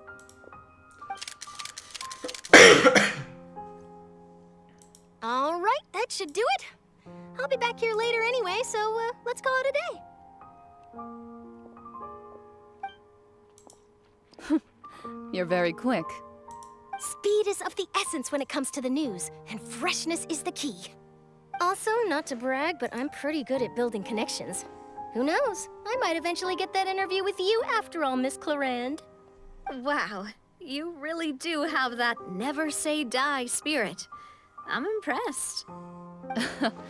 I'll hazard a guess that this is how you got that interview at the Fortress of Meripede. Whoa, you're well informed. Let me make a guess, too. I asked Sijuin, who told Monsieur Nervillet, and he told you, right? That's a very complete information chain. In truth, all Monsieur Nervillet asked me was, when did the fortress become so friendly towards the media? I told him that it was best not to speak too soon. There's no guarantee that Ridsley will make a personal appearance. You're right. I've got to treasure every moment I have with them. In which case, I'll be making a move first. Stay safe now. And tell me if you hear anything interesting. I'll treat you to afternoon tea in exchange.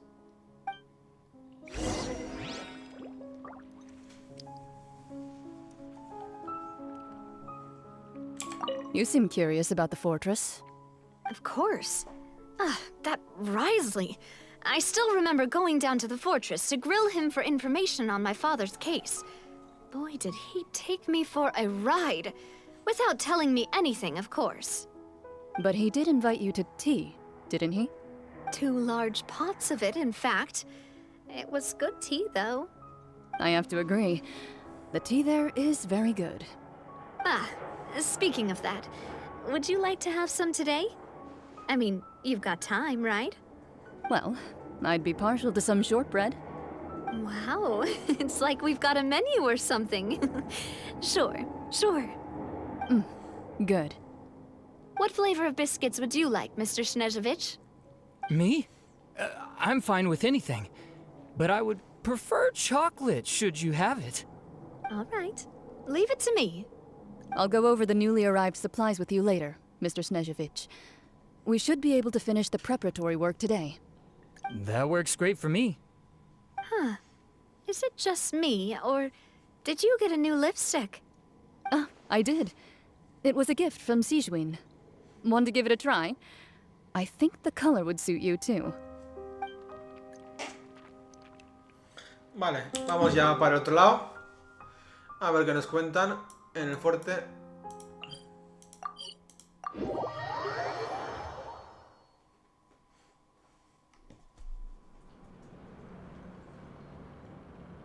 Wow, guess we're here again, huh? There's a real nostalgic feeling to this place. Looks like you've been missing us. Duke! Did you come all the way to the entrance to greet us? Of course. I'm here to welcome you and our dear Miss Charlotte, whom our good head nurse recommended to me. It's an honor to finally meet the much-rumored Duke. Thank you for consenting to my visit to the fortress, sir. No need to thank me. But that said, I shouldn't be the focus of your interview. I trust you recall our agreement? Of course, of course. All right then, this way.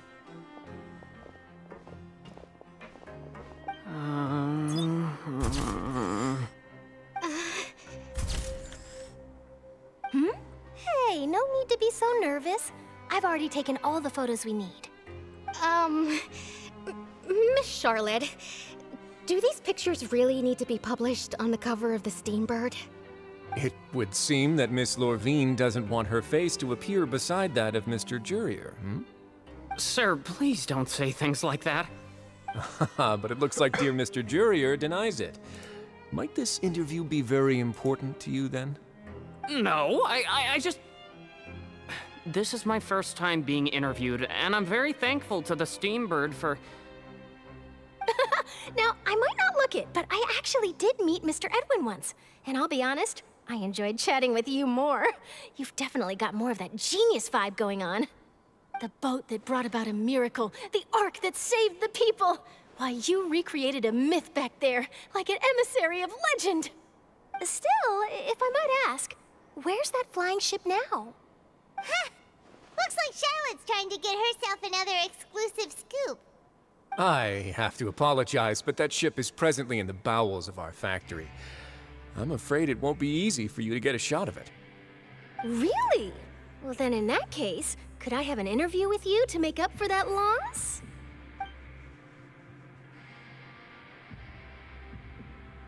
You already know my answer, I'm afraid. Best you interview our head nurse instead. Or perhaps you'd like to take another photo of this couple of researchers? Did you really have to use the word couple? Well then, 2 solo photos will do. Is my hair messed up? Please, someone help me have a look. Things sure are getting pretty lively here. We've seen this kind of thing before. Oh, seems like everyone's here.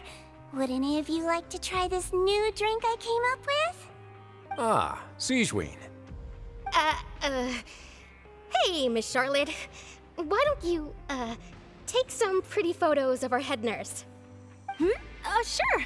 Come on, Miss Sijwin. Over this way. Let's find a brighter spot. Huh? Sure. Do I have to smile? So, how have things been at the fortress?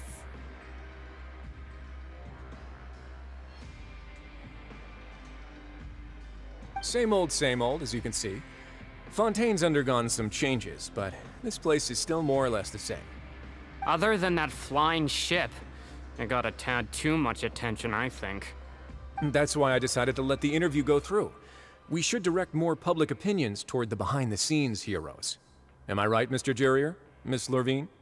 You're too kind, sir. I believe that you too should have your day in the sun. Not that you would want that, which is a pity. I'll just leave the spotlight to you two.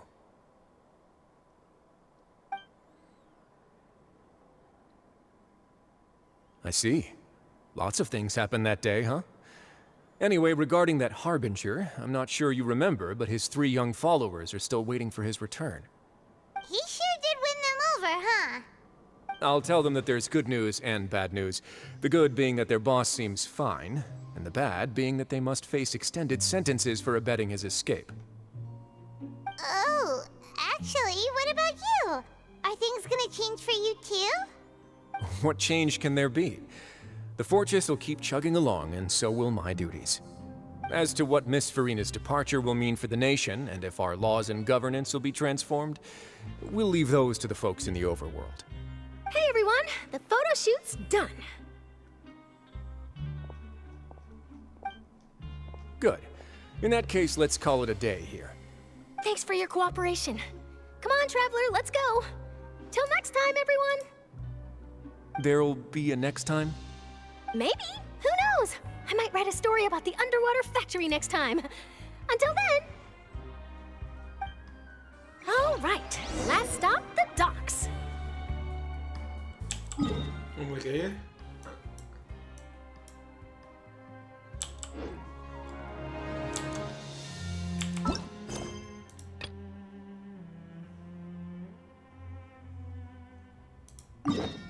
Okay.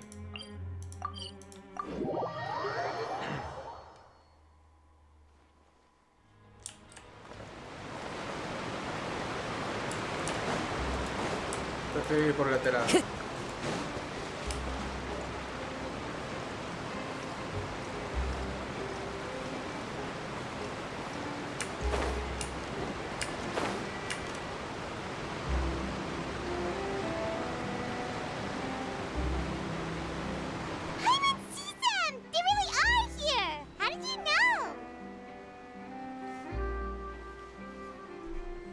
Navia mentioned that she stayed in touch with Linny and the others after working together. Apparently, they've been at the docks distributing these strange pockets the whole time since. Traveler, Paimon. Ah, and Miss Charlotte, too. Would you like a magic pocket? What sort of gadget is it? It's a wondrous bag that can be used to carry many things. The water level has returned to normal, but if you see any of your things floating around, you can use this to carry them. Or you could trick a friend into doing it for you. Trick a friend? I wonder which of my friends would fall for that.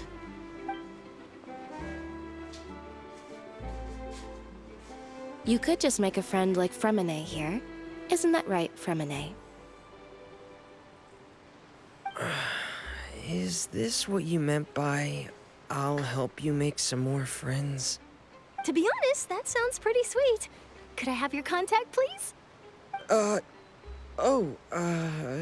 Sure. Please, write down my address. You sure are working hard to help Fremine socialize.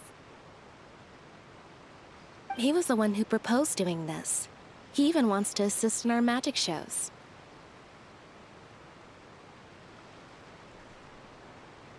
Yes, I was planning to first introduce Pear as an assistant, and later Fremine himself.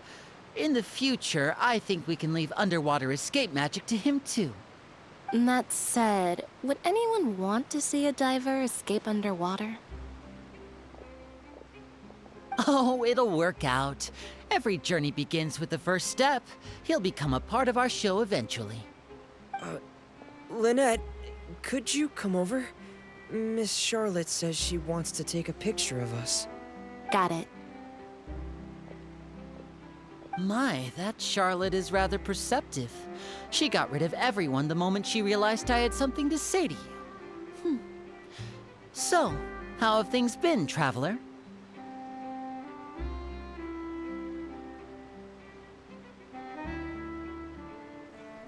Father says that you did a great deal during the latest events.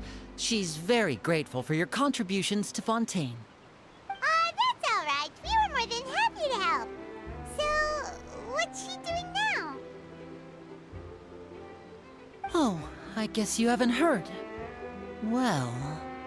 After Lady Farina left, Father and Monsieur Neuvillette opened negotiations, during which he gave Fontaine's gnosis to her as a diplomatic gift. A diplomatic gift? A gnosis? Yes, I was quite surprised at first myself. But when I thought it over, there were actually a number of things going for it. It could have been done as an apology for the incident with Lord Child, or as thanks for his help in tying the all-devouring narwhal down. Furthermore, Father did also lend significant aid to Fontaine and Poisson. Well, that's true, but this is a gnosis we're talking about. Doesn't this seem a bit irresponsible? I would agree, but I've also heard that it seems that Monsieur Neuvillette has had a significant change of heart regarding the matter. So there's some reason for this that only Neuvillette knows about? I suspect you'll have to ask him about that yourself. Ah, yes, speaking of which, I did see him strolling around the entrance to the fortress of Meripede a while back. Isn't he real busy and stuff? Paimon didn't think he'd have the time for that. But back to the topic. The gnosis was given to the knave, right? What about Child? They say that he's returned to Snezhnaya to recover from his wounds. I hear that the recent disaster really did a number on his health. That's true. When you think about it, we've had loads of run-ins with the Fatui. To think we'd be allied with them this time. So shocked by such a simple switching of sides?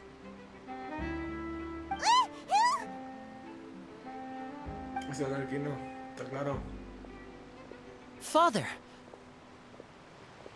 Well, well, what do you know? Come to the docks to see how my children are doing and meet the Traveler by chance. Please do not pay my accomplishments in Fontaine too much mind. I would have done them regardless. Are you going to take the gnosis back to Snezhnaya? That is our duty as harbingers, yes. Don't be too preoccupied with sides. The goal of the Fatui concerns not a single place or person, but the entire world. With such a grand goal in mind, it is inevitable that we must wear many masks. Switching my masks is something I've always done.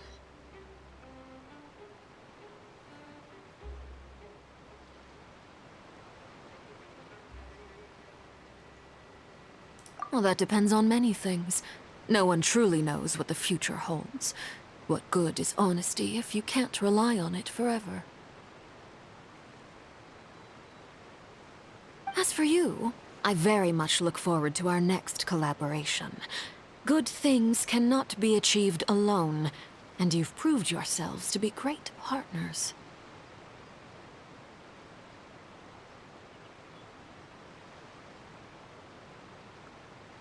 A vision?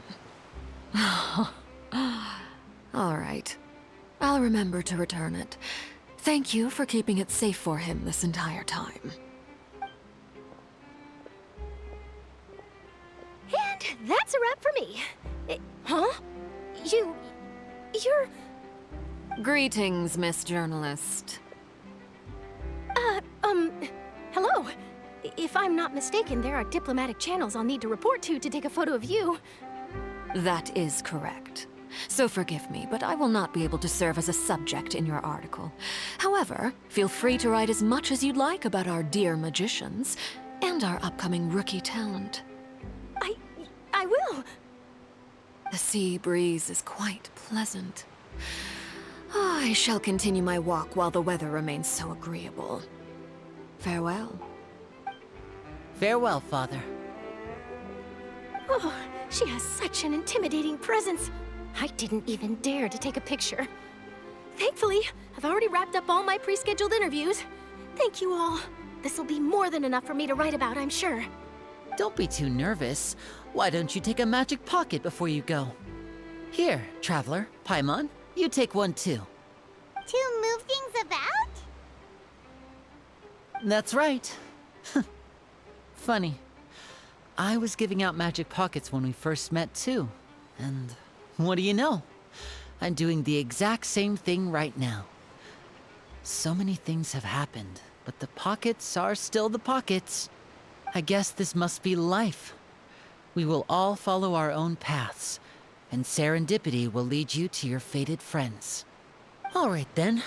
We'll be handing out pockets in some other districts later, so we'll get going now. Have a good day, you two.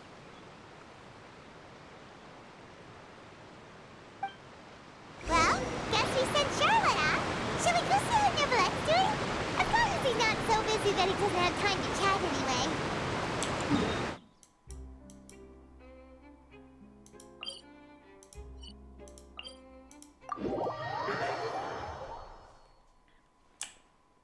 Time to go.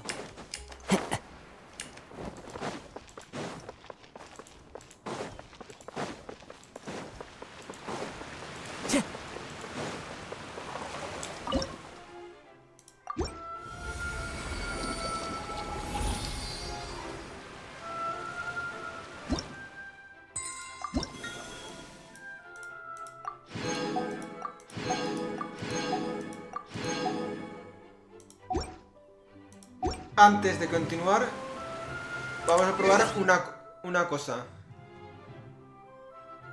Ajustes. Audio.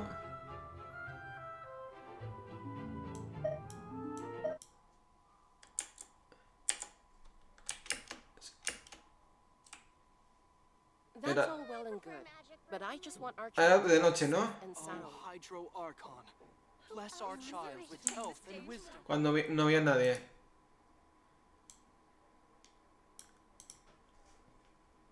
Que se escuchaba la voz de Furina o Focolaos llorando.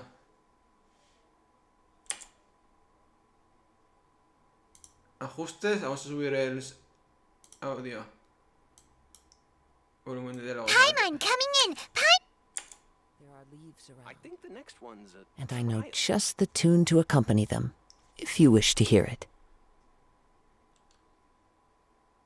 Ahora no se escucha nada, ¿no? Yo no escucho nada. Así yo creo que... Hombre, hemos resuelto el problema en principio. I prefer magic personally. No, no escucho nada. Vale.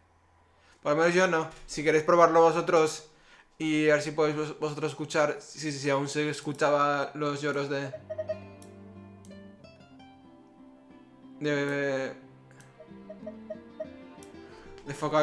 Focalor Sulfurina. Así que pero ya hemos visto que Time to go. En principio no.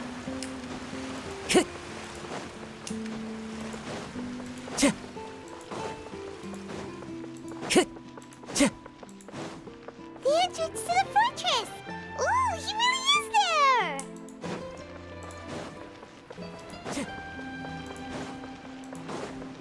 Time to go.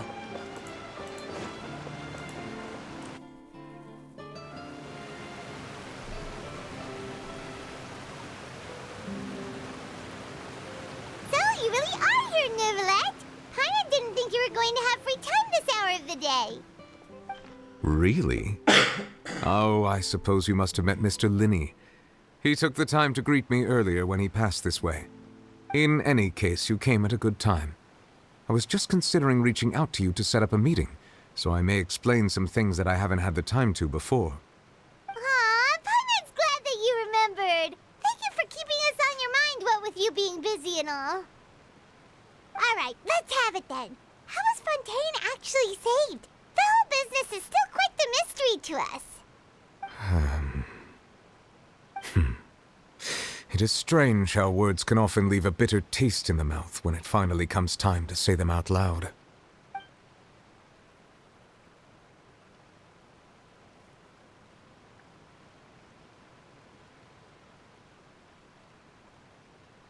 Whoa. So that's what happened?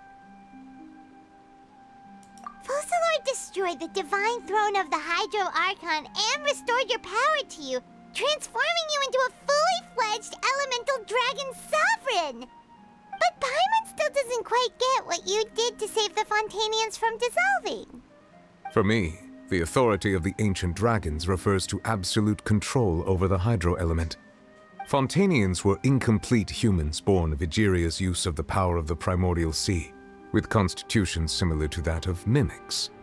But so long as those primordial energies remain within them, I could use the ancient dragon's authority to grant them true blood, after the fashion in which life was first brought into being on this planet. In other words, when I gave my verdict, Fontanians became true humans, and thus would naturally no longer be dissolved by water from the primordial sea. Focalor must have counted on you to make that decision as well.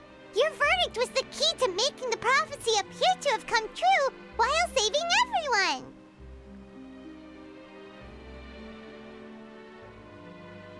Yeah, and in a manner of speaking, Focalor finally managed to fulfill the original Hydro Archon's wish to turn Oceanids into real people too!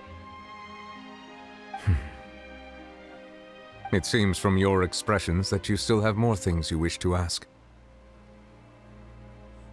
Ask away.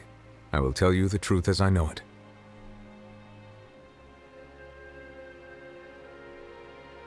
I have investigated his case along many avenues, and I have learned that he once fell into an unknown chasm when he was young. There, by chance, he awakened the all-devouring narwhal. But whether it be by sentiment or reason, that should not have been enough to consider him the root cause of the disaster. At most, he would have had tangential liability. As for the judgment passed by the oratrice during the trial, whether it was due to that liability by association, or Focalor deliberately using him to buy time for us on the assumption that he would be able to hold the creature off, I cannot say. Guess Focalor had Fontanians in mind the whole time. In the end, it was thanks to her that they finally became real humans. Hang on a second. Paimon suddenly got another question. Back when Fontanians hadn't yet become real humans, were the children they had also transformed Oceanids? Life has always flowed like water. Do you recall how Fontanians would often come to the Fountain of Lucine to pray for children? Yeah, Lynette said the fountain is where all the waters in Fontaine converge. In truth, even those couples did not know that such prayers were no mere custom, but instead a form of ritual. Those Oceanids who were blessed within the spring water would later descend as new humans in the coming months. Paimon sorta gets it now. Either way, seems like this ritual won't be of any further use, but it'll probably live on as a local custom. Ask away. I will tell you the truth as I know it. Yeah, about that. Risley said Farina has already left. What's that all about? Ah, Lady Farina. The people are only aware that her death sentence has not been carried out. She abdicated the post of Hydro Archon and left affairs related to that title to me, before leaving the Opera House. I related Focalor's words to her faithfully and completely. After hearing them, she seemed neither saddened nor comforted. She simply said that she was tired and needed to rest. Having said that, she then packed her things and moved out of the Opera House, not unlike how an ordinary person might. But she's still got a place to stay, right? You need not worry. I will make arrangements to ensure that she will not want for food, clothing, board, or travel. In truth, I am somewhat happy for her. The wear and tear on her spirit will, of course, take time to heal. But now that she no longer has to play the role of Focalor the Hydro Archon, she can finally lay down her burdens and lead a normal life. What about you then? What are your plans now that you've regained your full powers as the Hydro Dragon? After Focalor passed on, the Oratrice also ceased to function. This matter will directly affect our trials. After much careful consideration, I've decided to take over its role in our courts. From now on, I shall hear cases and pass verdicts by myself. Looks like you're still considering stuff from the perspective of the Udex, huh? As an elemental dragon, there are indeed many things that I must do. But this power and this duty, in a manner of speaking, you could say that both were granted to me.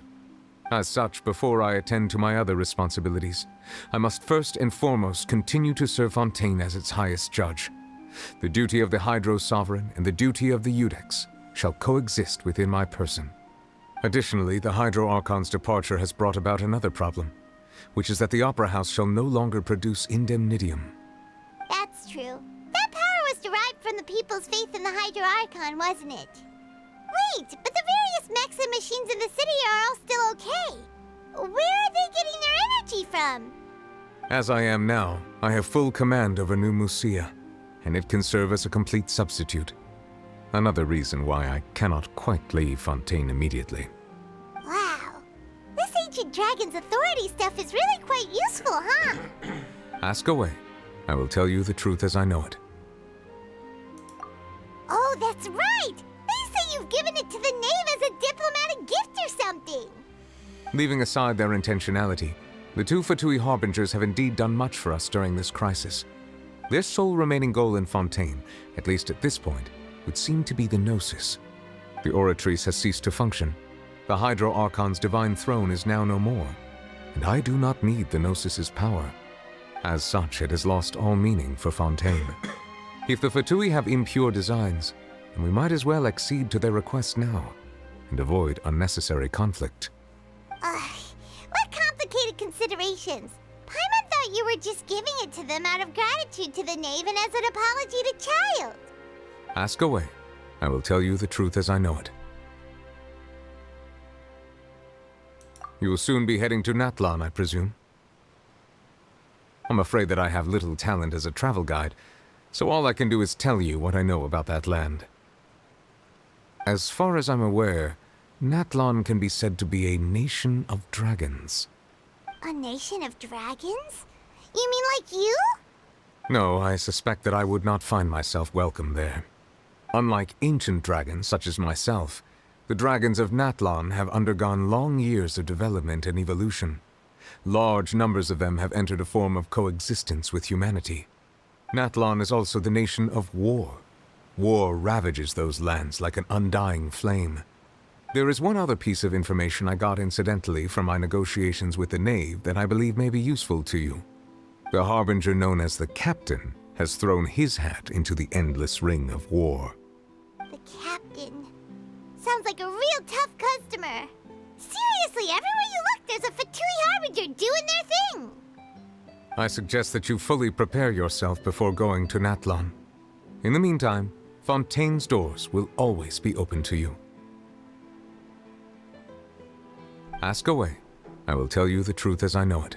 Pues ya está. Hemos hablado sobre Noville, el futuro de Fontaine, la Gnosis. Hang on a sec. Paimon's still got a question about the Gnosis.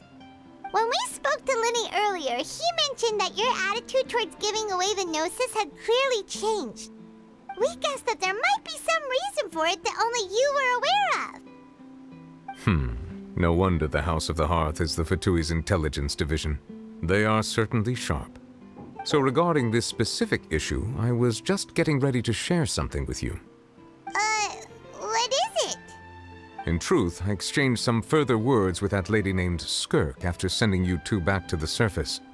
It went something like this.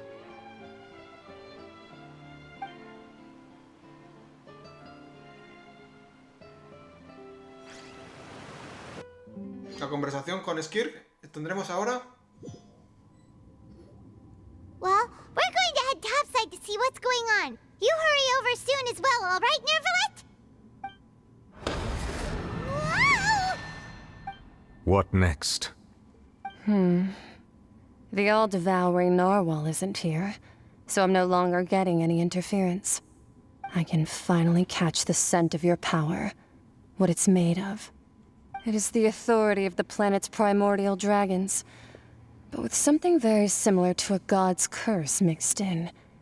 It's quite a novel blend. I'm sure I've encountered something like this before. What was it again? I do not know what you speak of. Of course. How could I forget? You should have the remains of the third descender on your person, yes? Remains? I've never heard of any such thing. According to your parlance, I believe it may be called a gnosis. Well, that much is true. After Focalor's divinity faded, she handed her gnosis to me. But I fear I have never heard of it described in the manner that you just did. I've been training with my master, the Foul, ever since I was young, and I have never returned to the surface since. So most of the information I possess, I got from him. It is only natural for those who are greater than humanity to possess a different sort of common sense, which is why there are so many problems in our attempts to communicate with humans. Regardless, you should probably get rid of objects of misfortune to prevent any disasters from befalling you. To live in itself is a blessing. But once a person dies, the bonds he once had with this world shall all turn to curses. What do you mean by that? No need to fret. These are just my personal thoughts. And my reason for no longer wishing to return to the surface. Una cosa, antes de continuar con esto. La gnosis ha dicho que es la carne del tercer descendido. O sea, que las gnosis de los arcontes están creados con la carne del tercer descendido, por lo que he entendido. O sea, que eso es importante para el futuro, ¿eh? A lo mejor reuniendo todas las gnosis se forma de nuevo al tercer descendido o una cosa así, y con el tercer descendido se puede hacer combate con Celestia o algo así. Tenerlo en cuenta, que es una teoría mía loca que se me ha ocurrido ahora mismo. Pero algo tenía que haber. Con la carne, las gnosis y todo eso. Vamos a continuar, que si no el vídeo se hace muy largo. This third descender you refer to, who are they? And when did they die? Master never mentioned them to me. Perhaps it just wasn't that important for me to know. If you're interested, though, I could ask him. I'll be sure to pass the answer on to you next time. Next time? You believe we will meet again? I do. Wait. I have a disciple of my own, don't I? He can be the messenger then.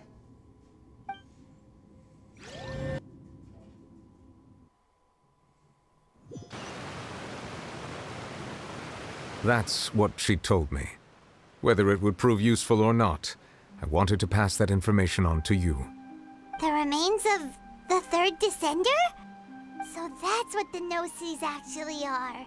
Paimon just thought they looked like chess pieces. How could they be a person's remains? All the same, assuming that there was no misunderstanding or special metaphor at play, that is what she meant to say. And she said that it would bring misfortune and that you should check it, which is why you gave it to the Fatui. If she speaks the truth, then I would simply be putting Fontaine at unnecessary risk by keeping it here.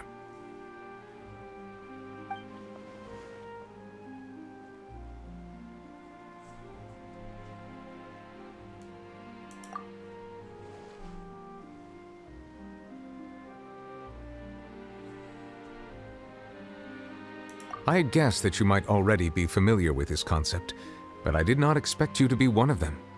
That means that the Gnosis, which are exceedingly element-compatible and can even enhance elemental abilities, do indeed come from the third descender.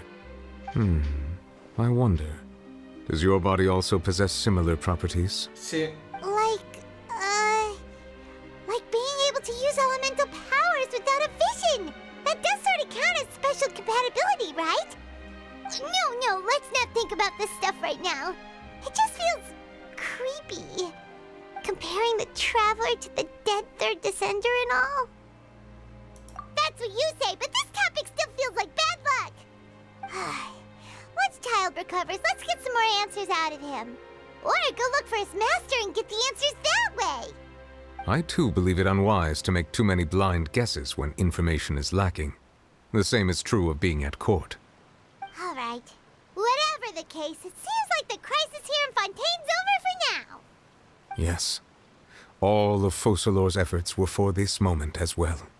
But she sacrificed herself in the end as a god, and she suffered through all those years as a human.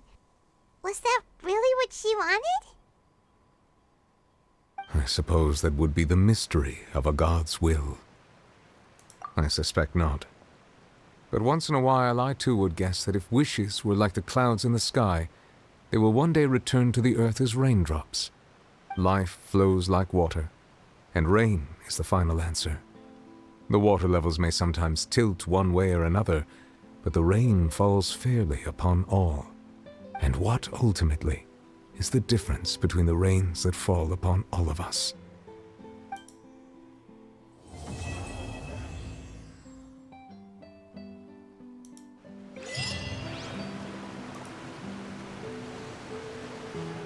Pues chicos, aquí ha acabado el asunto.